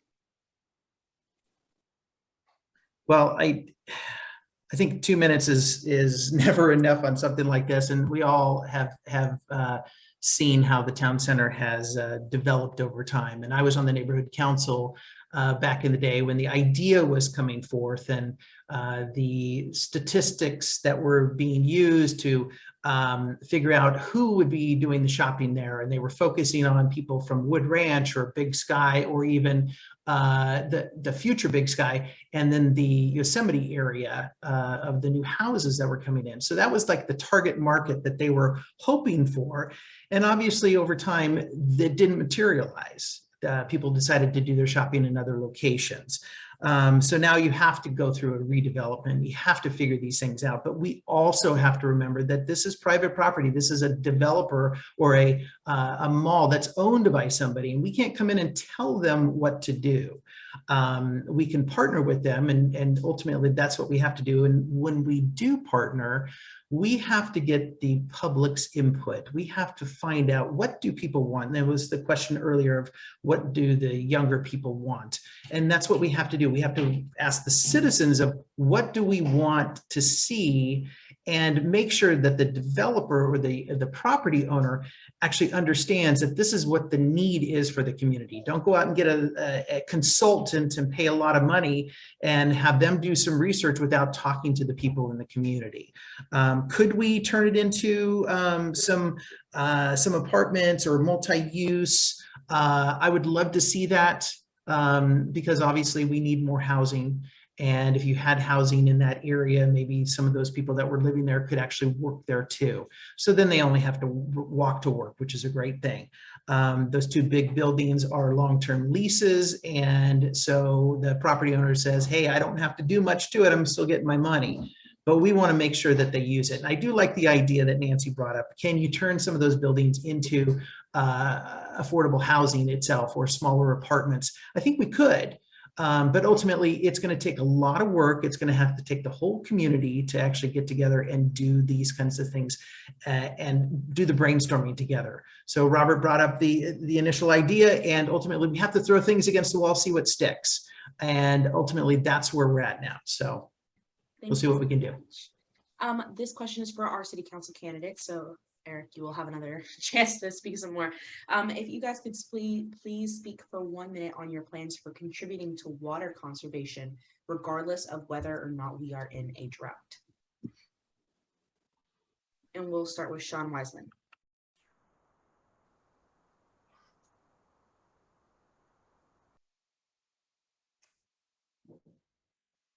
Our water issues, the water shortage, go well beyond Simi Valley. It's a state, it's a regional issue, but we have to do what we can at our level to conserve water. 80% or a very high proportion of our drinkable potable water is not used within the household. It's used for outdoor irrigation. So we need to be, moving away from using that water for irrigation and instead using reclaimed or recycled water at the household level, gray water, for any new developments, that needs to be part of the infrastructure. When it can be retrofitted, we need to do that. It's not always an option, but where it is an option and where it's affordable, where it's an economical choice, that's what we need to do. Thank you. Thank you so much. Okay, and then the next candidate to speak is going to be Eric, or Nancy Mason, and then Eric. Well, I want to agree with everything Sean just said, and he is the expert on the water situation. I would say that reallocating the reclaimed water, and I actually saw it in use. My daughter got married in Camarillo just a little while ago, and I saw them filling up their tanks from the non-potable water to use in landscape.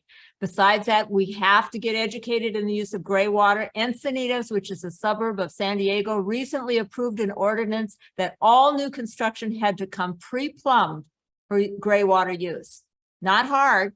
And Sean's much more educated on this than I am, but I have to say that I'm learning, and that gray water is a really good source of water that we're not using.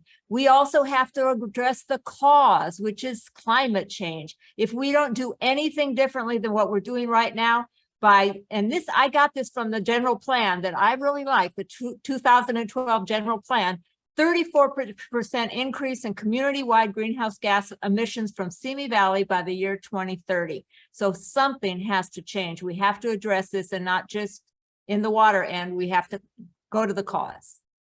Thank you so much, Eric.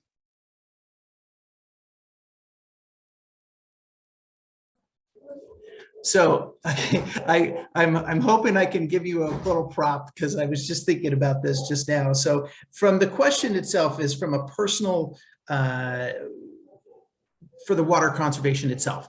And I know 1 minute is not a lot of time, but ultimately drip systems, using a gallon bucket, artificial turf, which actually ends up costing a lot of money, but ultimately it saves a lot of water over a long period of time. Cayugas Water District itself is doing a lot to try to educate people on putting drip systems in your yard, and they'll teach you how that, but we have to make sure that the citizens themselves understand that. And last, we at home haven't been watering our yard forever and a day. So it's a desert out there. So we're trying to make sure that we're doing whatever we can for water conservation. And so it even goes back to, here's my prop, a 2-gallon bucket. We put this in the shower every morning when we turn it on. Instead of it going down the drain, it goes out and it waters our succulents in the yard. So from a personal standpoint, those are the small things that we're doing, but we have to do that more from a community. And putting a hose bib, I think Jim Wismar posted something recently. There's a hose, there's water going about, excuse me, I'm stumbling here. There's water going into the arroyo that's being pumped from wells here in Simi, and it's being wasted. So we need to do whatever we can, put a hose bib on that stuff, let the community members go, take their little bucket over there, get some water, and they can water their plants too and not waste it. So that's what I'd like to try to do.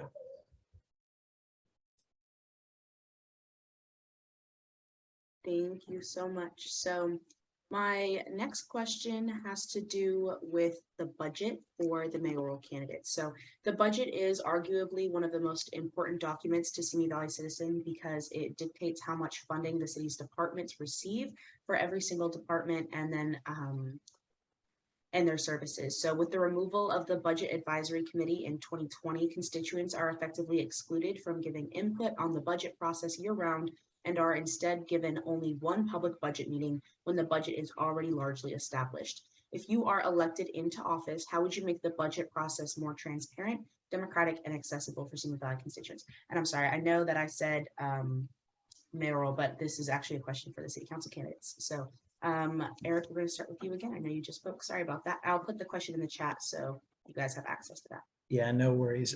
All my energy. So ultimately, this is kind of in my wheelhouse itself because I deal with this stuff as a financial analyst for an aerospace company, and I'm constantly looking at government programs because we build things and they go up into space. And so we have to make sure that we're doing things right. Again, back down to the city now, the city needs to make sure that every year you're doing your budget advisory committee on a yearly basis. And not only is it just the city employees and the council members and the mayor, but we also have to have everybody else involved that wants to be involved. They need to hear that. We have a lot of professionals in town that have good ideas. And ultimately, I'm not an answer to everything, but what I will do is I will listen to other people, and there are a lot of brilliant ideas that are out there. So ultimately the transparency, making sure there's full disclosure, making sure that people have access to the budget and an easy way to find the budget online. Because ultimately that's something that's really hard for people to do, is not know where to go to get this information. And I even had trouble finding this information too. So it needs to be on a yearly basis. I plan on using my professional experience of working in this environment on a continuous basis and make sure that I will do everything I can to audit the books and make sure that we're doing things and spending the money properly. Thank you so much. Nancy Mason? I think that the first thing we should do is reestablish the Budget Advisory Committee that was disbanded in 2020. That's an important vehicle to be looking at the budget before it comes into fruition. But also, I really think those neighborhood councils could be informational channels between the city council and the residents. Perhaps a member of each neighborhood council could be on the Budget Advisory Committee and actually give input on that. But this can't be like a Band-Aid that we just slap on at the end after the budget's been created and then, it's just, say this is good, rubber stamp it. it would be received, the input would be received and given out over months before submitting a finished draft for approval at a council meeting.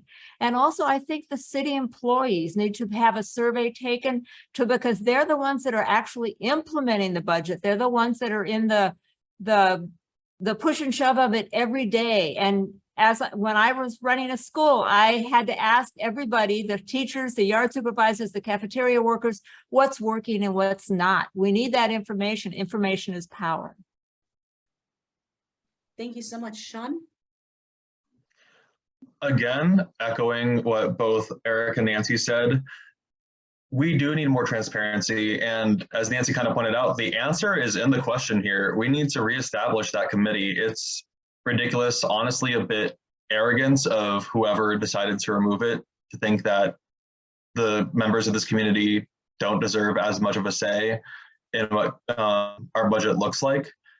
And yes, I don't know, I'll admit, I don't know what's going on behind the scenes at whether how much involvement the city employees have in determining this budget, but they absolutely need to have their voices heard, because as Nancy said, they are the ones who have to, you know, use whatever money they're given and make things happen.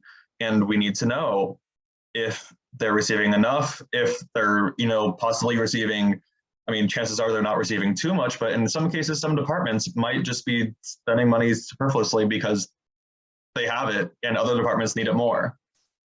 Thank you. Thank you so much. Okay, so this next question is for our mayoral candidates. Deborah Bagley would like to know, what are your plans regarding Simi's homelessness issue? And we'll start with Robert. Sorry. All right, well, great question, Deborah. Hopefully you can hear me. Yes, so there's different levels of homelessness. It's kind of general, but I do work at least once a month. I go down to Skid Row. I'm on a part of a Skid Row team, and then also with some churches in town. I'm the guy behind the scenes, and we work with a food pantry and with the Samaritan Center to make meals and provide stuff for the Samaritan Center.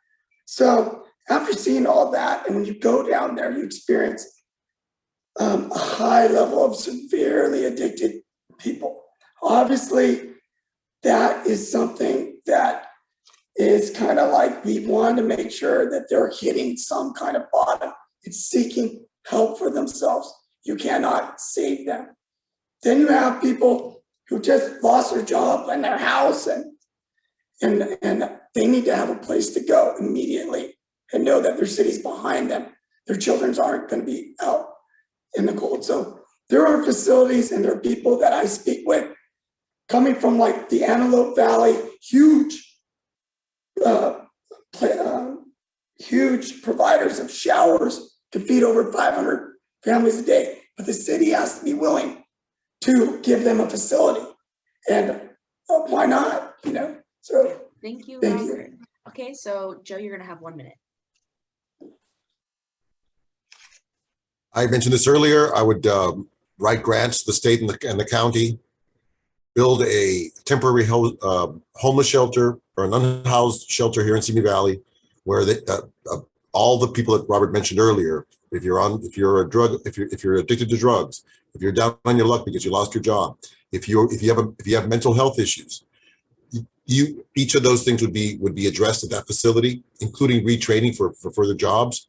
So, I mean, it's really not brain surgery to help the homeless and to help the unhoused. It's just a matter of taking action, and there already are things in place to be able to make that happen. So I would reach out, as I said before, to the state and the county, write grants to the state and the county, build a temporary homeless shelter here with an avenue or a path forward for those unfortunate folks that here in Simi Valley who are not able to have a house. Thank you so much. The next question is for our 2 school board candidates, and you will each have 1 minute. What role do you feel the PTA/PTSA plays at our schools and within our communities? And we'll start with Kristina Pine. Thank you. So as you've heard me say a couple of times this evening, I am a big believer in the PTA/PTSA. I'm a super member, although of course my main focus is the PTA at my kids' school currently. PTA and PTSA bring so many wonderful programs to our schools, from music and art classes, guest speakers, assemblies, and Junior Olympics to the Reflections Art Contest and the Every 15 Minutes programs in our high schools. PTA and PTSA are really invaluable parts of our school communities, and they contribute so many things that on paper might seem like extras, but they really enhance the experiences that our SVUSD students and their families have in our schools. I'd love to really expand the community involvement in schools by working with schools, their PTA or PTSA, and local businesses to really build that connection and that further investment in our schools. Thank you. Thank you so much, Don.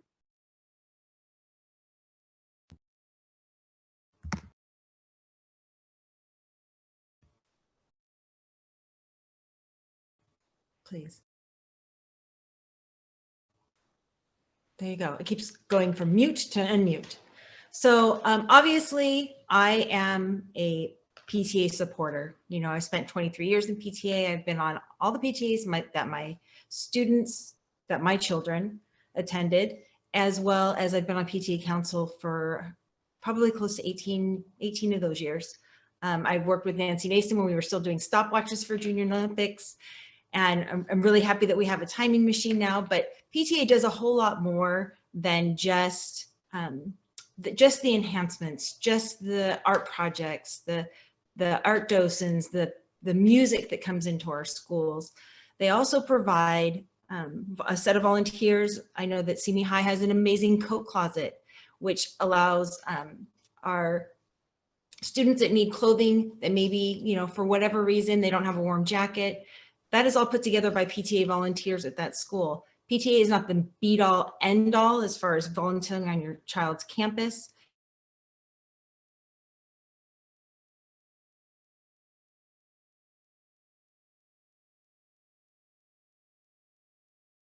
Don? Visits the LCAP. You can't hear me? No, I can't. I'm sorry. Last thing we heard was it wasn't the be-all, end-all on your child's campus. Okay. I don't know why it's doing that, but there are other ways to get involved, like WASC and being involved in the LCAP, being involved in the site council. But PTA definitely, I have a lot of lifelong friends from it. My children also were involved. And it's good to show that volunteering in your community counts, being involved in your schools count. Yeah, I'm a huge. Thank you so much. This next question is for our park board candidates for 1 minute each. Do you regularly utilize the parks and trails, and do you believe a park board member should be more hands-on in the park? And we're starting with Dan Cooper. Okay, yes, I do. I'm in the parks in the district almost every day. You know, philosophically, I believe more isn't always better. I don't think more stuff in parks is necessarily better. I don't think more activity is necessarily better. I see parks as a refuge. I think certain activities need to go in certain parks and shouldn't go in other parks. I'm a fan of drafting plans and establishing clear policies that the public is aware of and can weigh in on. As I said before, I don't have pet projects. I don't believe that we need to be an expert in everything, but I think we should be really deeply knowledgeable about something. And I'm just here today as a candidate because I'm really knowledgeable about wildlife and plants and the natural environment. I know that within a stone's throw of the town center, there's one of the rarest amphibians in Southern California. You could hear it on any rainy night. You're welcome to email me about it. I don't know if any of the other park board candidates know that. It's not their job to know that, but I know it. So I think that I just wish that folks could recognize people, hope that people could recognize people for their expertise. And I will do my best to bring that deep level of knowledge about Simi's natural history to the park board if I'm elected. Thanks.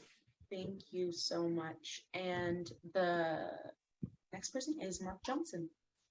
Yes. Do we use our parks? I do every day, except for Sundays. Sundays, I have other things to do. But I'm in the parks every day, whether it's in Oak Park, whether it's in Simi, whether I'm walking, running, visiting, just going, looking what's going around. I love our parks. I love our open space. My favorite trail is the Hummingbird Trail. I love that trail. I love just to go out there and be there all the time. I don't think that we should be hands-on on everything in the park. I don't think I should be out there mowing lawns. I don't think I should be the person going out there and, trying to enforce all the rules and regulations. That's what we have the rangers for. I do think if I want to pick up the paper and clean the things, and I do that regularly. If I see, something being destroyed or needs to be fixed, I'll call the park district maintenance gentleman and let them know where it is. Because I think any citizen should do that. Any citizen should say something wrong in the parks, and they have. You can just call us and say, hey, in my time on the board, we've had hundreds and hundreds of people call me at home and say, there's a water line broken here. This is broken here. And that's what we as park board members get involved. That's why we let everybody knows our addresses, where we live, our phone numbers, and it's a 24/7. Call me when you want to. That's what I'm there for. I'm there to serve the people who elected me. Thank you. Thank you so much. Brian Dennert?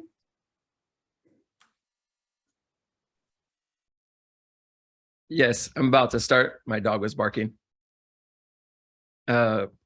Yes, I do believe park board members should be involved in our parks. I've gone to every single one of our parks. I regularly go to our parks. I ride my bike to our parks. I've ridden 2,000 miles in Simi Valley in the last year or two, connecting on our trails. I've hiked every trail in the entire park district. But more than that, I brought people together to protect our parks. On October 22nd at 7 a.m. at Hummingbird Trail, we're going to have a large group of people that are going to clean up graffiti and pick up trash. And we do that regularly, not a one-time thing. Joe's done that with me. I've hiked parks with other members that are here tonight. Ed, you've been with me. Eric, you've hiked with me. And I think it is a board member's job to bring people out into our parks and to make them feel included and reach out to new groups of people and bring them out. And when we do that common work together, instead of, we augment the maintenance department, but in addition to that, we teach respect to people. So people start to learn respect for our parks, but it's not by following rules and making more and more rules to kick them out of there, but by teaching them, well, this is important, so it's important to protect it. I'm going to get high school students out at 7 a.m. on a Saturday to clean up graffiti. If that doesn't say something, I don't know what else I could say, but they're going to be there and they're going to be excited to be there because it's important to them. Thank you so much. Ed? Thank you, Aleyah. All right, government belongs to the people. Every elected official, regardless of office, should be hands-on. The most stunning thing for me when I started on the park board is how it was so centrally governed by a district manager and rubber stamped by board members. You can't be amongst the people that way. I visit the parks, I visit the trails, I visit the staff. When there was an issue about pickleball and tennis courts, I was at Rancho Simi Park every day at different times a day to see how much people were using the park. When there was an issue about a tree being a hazard in Oak Park, my wife and I inspected every tree in that park. That's what we're here to do. Why else are we being elected? The other part of being an elected official is being there for the community. My wife and I are huge supporters of the free clinic. We're huge supporters of the Samaritan Center that helps the homeless, and we're actively involved in the Boys and Girls Club for our youth. Yes, absolutely. Every elected official should be hands-on. Why else are you doing this? Thank you so much. So I know that we're running a little bit past time, so I'm going to try and speed this up. I'll be asking 2 more questions. That way we can just try and fill out the rest of the questions that were submitted, and then we will be ending. So the next question is going to be for the City Council and the mayoral candidates. Chris McAdams, again, would like to ask, how will you fill the empty storefronts around Simi, not just in the mall? And we're going to start with Sean Weisman. You have 1 minute each. So yeah, really what the city can do, I know there are other candidates who agree with me here, and that my opponent is fully opposed to this idea, is imposing a vacancy tax on the owners of vacant storefronts. Not immediately. We need to give them time to, figure things out. But if they're just going to hold on to these properties for months and years and just wait for the right renter to come along and be willing to pay the high price they're asking for, we're just letting that property be held hostage. We have limited space here in Simi Valley, and instead of, in some cases we need to develop more, but we also need to make sure that the space we have is actually used and is used by stores and other facilities that we want to see here. Great, thank you so much. And then the next person will be Joe Ayala with 1 minute. Oh, mine's going to be easy because Sean literally took the words out of my mouth. I've been saying that at every Zoom meeting that we've had. So thank you, Sean. You've saved me a lot of breath. I appreciate that. But it is what we need to do. I mean, it's really kind of, maybe I'm oversimplifying it, but that's exactly right. Thank you, Sean. I'm gonna make it easy for you tonight, Aleyah, and not speak anymore, so we can move on to the next question. Thank you so much. Okay, great. So my, not the next question, but the next person is Nancy Mason for 1 minute. Okay, first we need to work with our business community. Ask them what suppliers would they like to see in the area. This would really help if we had a focus. Some of the business owners actually asked me if the city would create an Angie's list of approved recommended vendors for them to use. We need to think creatively. Stores out, doctor's offices in. Micro warehouses is something that some cities are doing where they have direct to consumer sellers from the big retailers. And this is the last stop that the package goes to before the customers pick it up. They love to do these in malls because the people are already there and they can stop by and pick it up.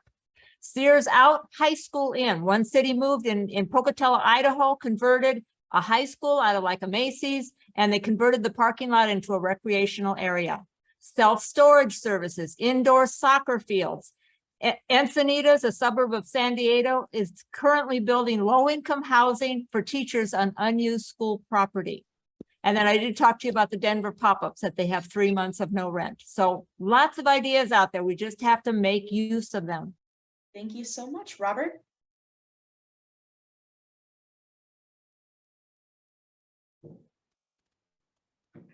Okay, well, this is very interesting because we are coming out of COVID and the last thing we really want to do is start taxing these business owners that we went and said like, okay, you got to shut your doors. So the whole tax thing's a little tough.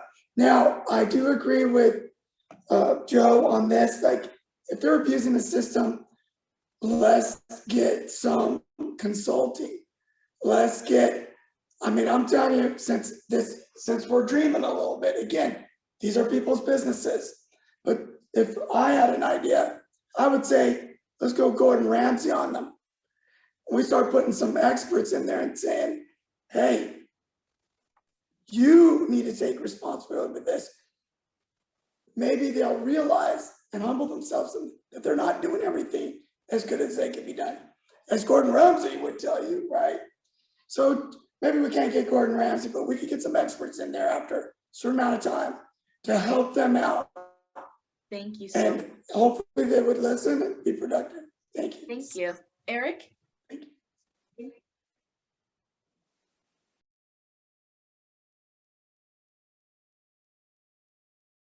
Eric, you're muted. Shoot. Okay, so thank you very much. I'm going to start off by saying no to a vacancy tax because ultimately, Robert pointed out that these are business owners and the business owners themselves have to pay the property tax no matter what. So it's their dime that they have to figure out what's going on. Our job is to try to help them figure out what kind of businesses we can bring in, but not to tax them because they don't have somebody sitting in their storefront. And that's ultimately what we're talking about is the storefronts. We do need to simplify the process for small businesses to be able to move into these places. Some of the red tape that goes along with it, it's harder for people to move in, what kind of business it is. If it's a food service business, there's a lot of red tape that they have to go through. So we have to try to help those businesses get started. Another area that I would really like to see is it doesn't just look at the small storefronts, it looks at the Simi Valley altogether.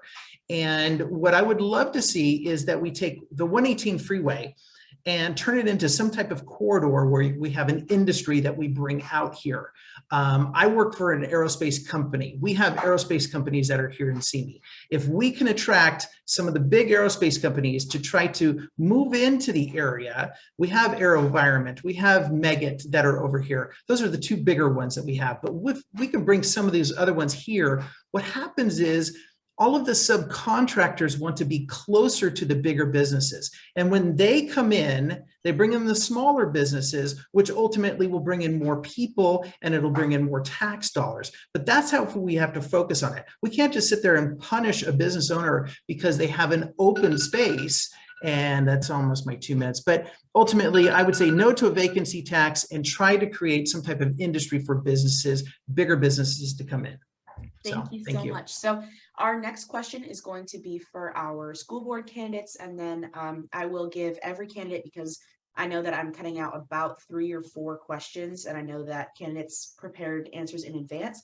So I will give every candidate a 30-second closing speech. That way they can cover anything that they felt they were rushed on or didn't get a chance to answer at the end. So I will ask this question first for our school board candidates. As someone who just recently graduated from Santa Sue, I'm very interested in this question and the answer. So you will each have 1 minute. The question is, the Simi Valley School District policy has already approved the establishment of a nonpartisan voter registration initiative for eligible high school students. However, there has been no concrete efforts in our main high schools for such civic engagement practices to take place, even though many of our seniors are required to take the American government class. I was one of those seniors. If elected in, would you support and help facilitate communication between high schools to institute a more, I lost the question. To institute a more robust and intentional voter registration program. So we'll start with Dawn, and I'll put the question in the chat. Okay, I actually, a few years ago, Mr. Dennert probably has a better memory of it, but his class, along with other history teachers, did put together a voter registration with laptops out and available so that students could register on campus during their lunchtime. So I'm all for registered people that are programs are put together and it's optional for them to register on their own time. I don't have any issues with that. You know, it's all our rights and it's our civic duty. Thank you so much, Kristina. Thank you.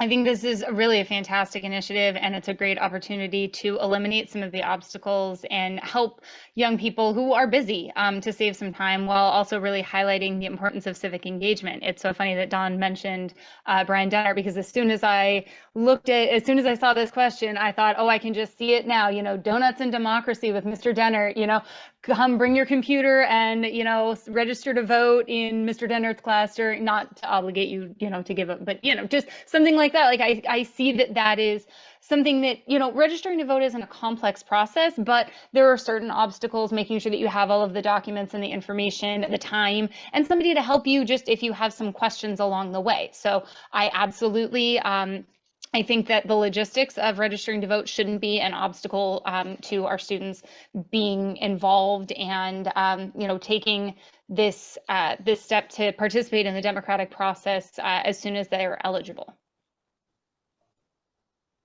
Great, thank you so much. So now we are going to move on to closing statements. We're going to be using the same letter-like organization that we used for the very first question for your introductions, but in reverse. So we'll be going backwards. So we'll start with Park Board, then School Board, then City Council, and we'll end with Mayor. So for Park Board, Dan Cooper, would you like to give us a 30-second closing statement? And please include any information about where to find more information about your campaign in the future, including a website or social media. Okay, you said 30 seconds?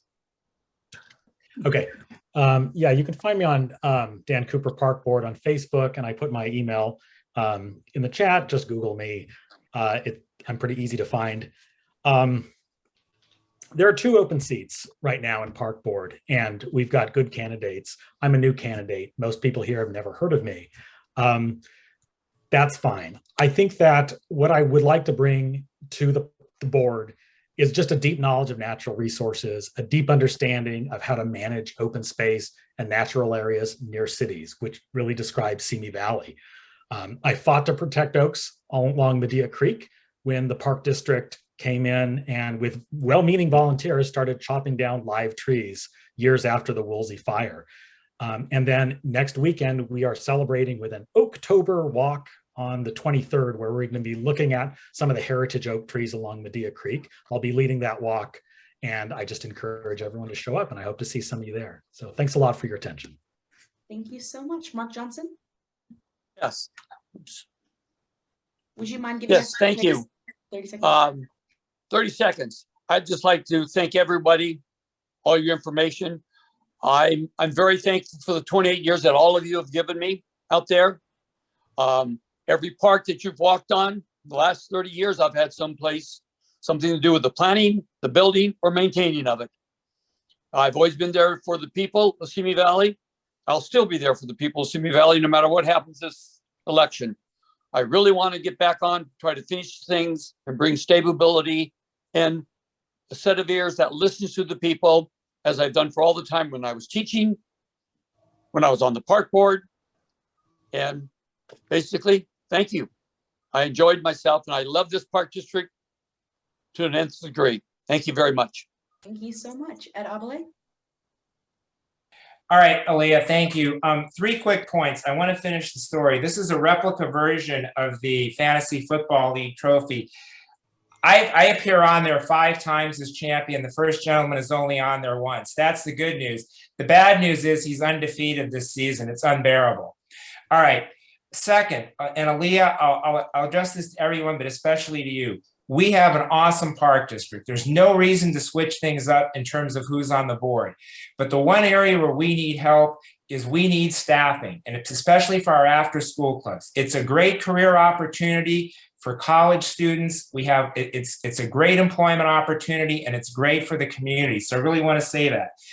Abele for Park Board on Facebook. My email address is D as in dog, S as in Sam, A, B as in boy, ELE at AOL.com. That's Ed's Abele at AOL.com. I can't have Brian Dennert one-up me with a sign, so let me back up here, the Abele for Park Board sign. Thank you, Aleyah, for the running the forum. Thank you so much, Brian.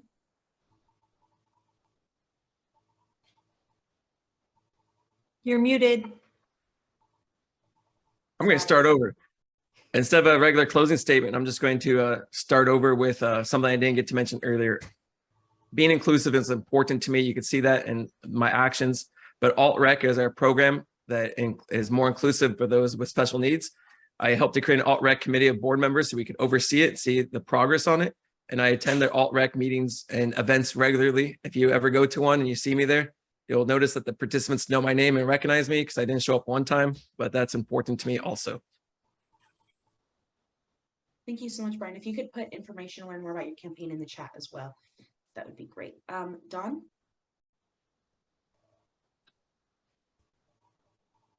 Me? Sorry. Okay, got it. I believe I have from the many years of volunteering on our school campuses to the years I've invested as a board trustee. I've impacted our school district in a positive way using my unique skill set, and I have helped this district continue to grow in a positive direction. Visiting campuses and classrooms across the district is one of my priorities. Attending schools and their functions is one where I can be in contact with what's happening on our campuses, but it also is a way to oversee if programs are working, if they're being used, and building relationships with parents, teachers, staff has given me insight to what stakeholders want and need. I have a proven record of being an independent thinker and that is able to work with others to make tough decisions. And I want to thank you all for having this and for your thoughtful consideration on November 8th. Thank you so much, Kristina. Thank you.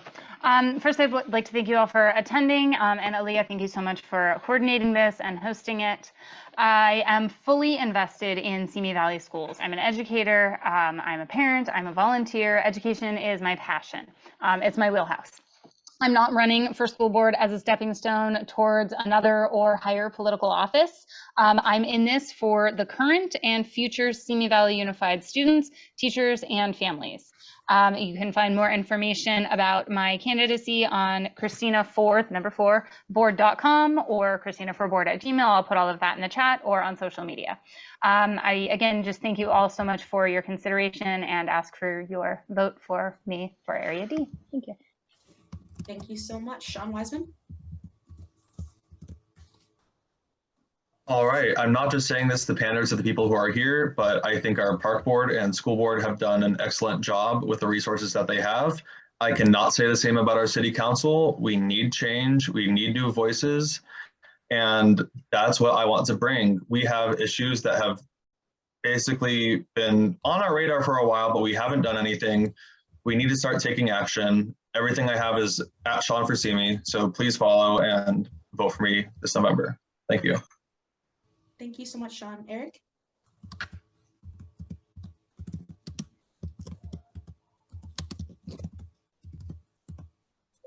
Do you want me to go? All right, so this is Eric Lundstrom. You can take a look at my website. It's at www.eric4, the number, and it's svcc.com. It's in the chat. I posted it in there. I'm a very experienced individual that was, again, twice elected to the school board as a governing board member. And I'm not, again, not an option, but I plan on being a solution. I'm the non-establishment candidate. So I'm kind of the guy right in the middle of everybody. And ultimately, I'm trying to let people know that I'm coming in with my finance background to help clean up the budget. And once we clean up the budget and have a better understanding, we'll be able to make things happen here in Simi. So on your voting ballot, they saved the best for last. So please vote for Eric Lundstrom. Thank you so much. Nancy? Hi, I thank you again for having this time to talk to you. We've heard a lot of really good ideas today, and my thought for the city council is that we have to be proactive. We have to sell those ideas. Information and education is my specialty. When I was a principal, I had to listen to all the stakeholders and then come up with a plan and then sell the plan. We've heard ideas that the owners weren't going to like this or the voters aren't going to like this. Well, that's our job. Our job is to educate and to inform and to sell people on it. I am running because I want to help. I'm not a career politician. I'm a public servant. Nancy Mason for City Council for District 4. I hope you've heard some good ideas tonight. Thank you, Nancy. Robert?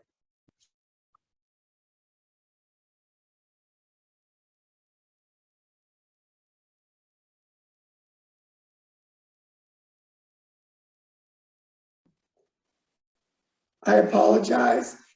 I thought we were going in the reverse order from what we started. And I spoke first. Okay, then Joe. Thanks for having this forum, Aleyah. I really appreciate everybody that listened to me tonight. I did run in 2020 and we did really well against an entrenched incumbent with over 30% of the votes. And I'm running again for because it's an open seat now. And I think that Simi still needs to have some real change. I appreciate everyone who's running for any office because it's not easy to run for office. And some of us have done it before. Robert and I both ran in 2020 and we to varying degrees of success. But what I am is I'm a union president. I've been a union leader for over 20 years. I'm an administrator of my local. I manage budgets. I literally run the local.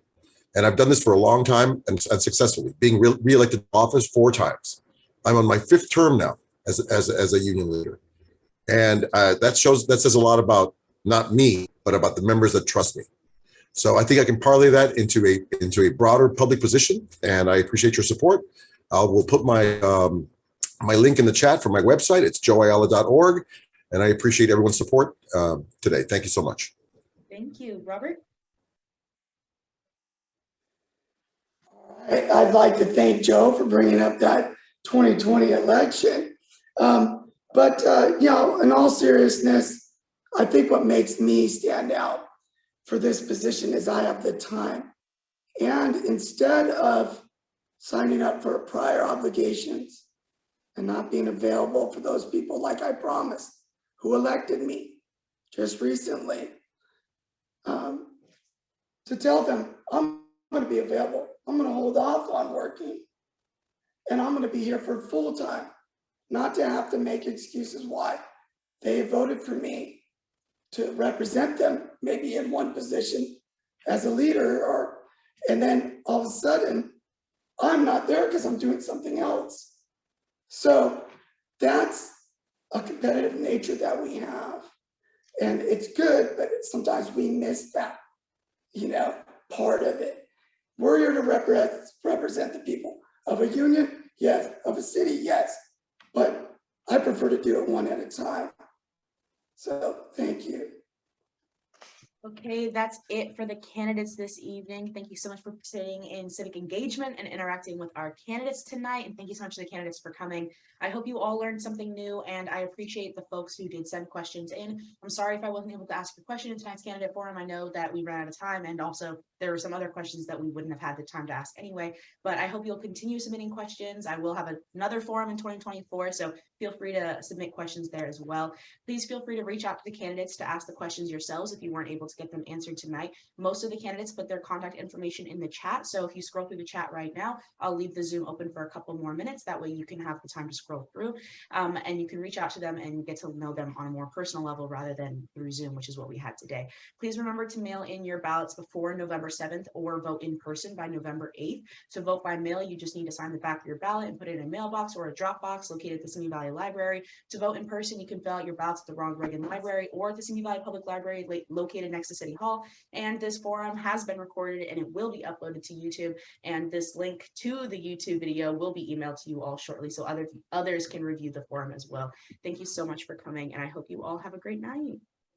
Aleyah, we need a name of a nonprofit or charity we could donate to thank you for hosting tonight. That's a good idea, Brian. Fabulous idea, Brian. She got to ask all the questions. Now you have to answer. And you can give us No pressure, but you have 30 later. seconds. 10 seconds. 10 You get 30 seconds. seconds. 2 minutes notification. I'm okay. Thank you Get back to it. Hey, Yeah, are you still on the East Coast? I am, yeah. I'm in my apartment right now. All right, as the parent, you need to go to bed. Yeah. Right? Yes, it is midnight. Better sleep. Aren't you in the middle of midterms, young lady? Oh. Yes, I am. I have midterms all next week, but thank you guys so much. I just want to thank all the candidates, especially my future councilwoman Nancy Mason. Oh, wait a minute. Wait a minute. Aleyah? You're a good loser. It's okay. Go ahead, Ed. Yeah, after the election, regardless of the outcome, if you're back in town and you want to meet for coffee, let me know. We need some help. We need staff. We need some good staff. Well, I'm looking for a job, so. What's that? Maybe I'll. Yeah, there you go. Wow, you can apply. Even better. But yeah, let me know. We may not agree on everything we talk about, but love to sit down and talk to you about it. That's the one thing we most need is we need staff, especially for our after school clubs. Thank you guys so much. Ed, please send me your contact info because I'm also looking for a job as well. Where is that coming from? Alessandro. Okay. Alessandra. I have your number, Alessandro. I can text you the information after. Yes, please. Okay. And I would just throw in there, Ed, if you're looking, for college students to reach out to Cal State Channel Islands and CSUN, the child development departments are always posting jobs. Yes. I know that I'm a child development professor at CSUN, and a lot of our students we have a lot of students that come from the Simi Valley area, and they're always looking to get their foot in the door with summer jobs. Excellent. I'll say Okay, I also. Sorry, go ahead, Kristina. No, I was just going to say Moore Park College as well. When I went there as a student, I worked in after school programs because it was, easy to work my classes around those hours. So. And the other thing, by the way, because my wife is a board member, the Boys and Girls Club is in the same situation. So just to let you guys be aware of that. So I am not trying to rush everybody off the forum, but I am dying to go to bed. So, all right, I'm going to sign off. Okay. Thanks. Yeah. Thank you so guys much, Aleyah. Have a great Thanks, night. you guys. Bye, everybody. Thank you. Bye-bye. Good night. All right, good luck in school.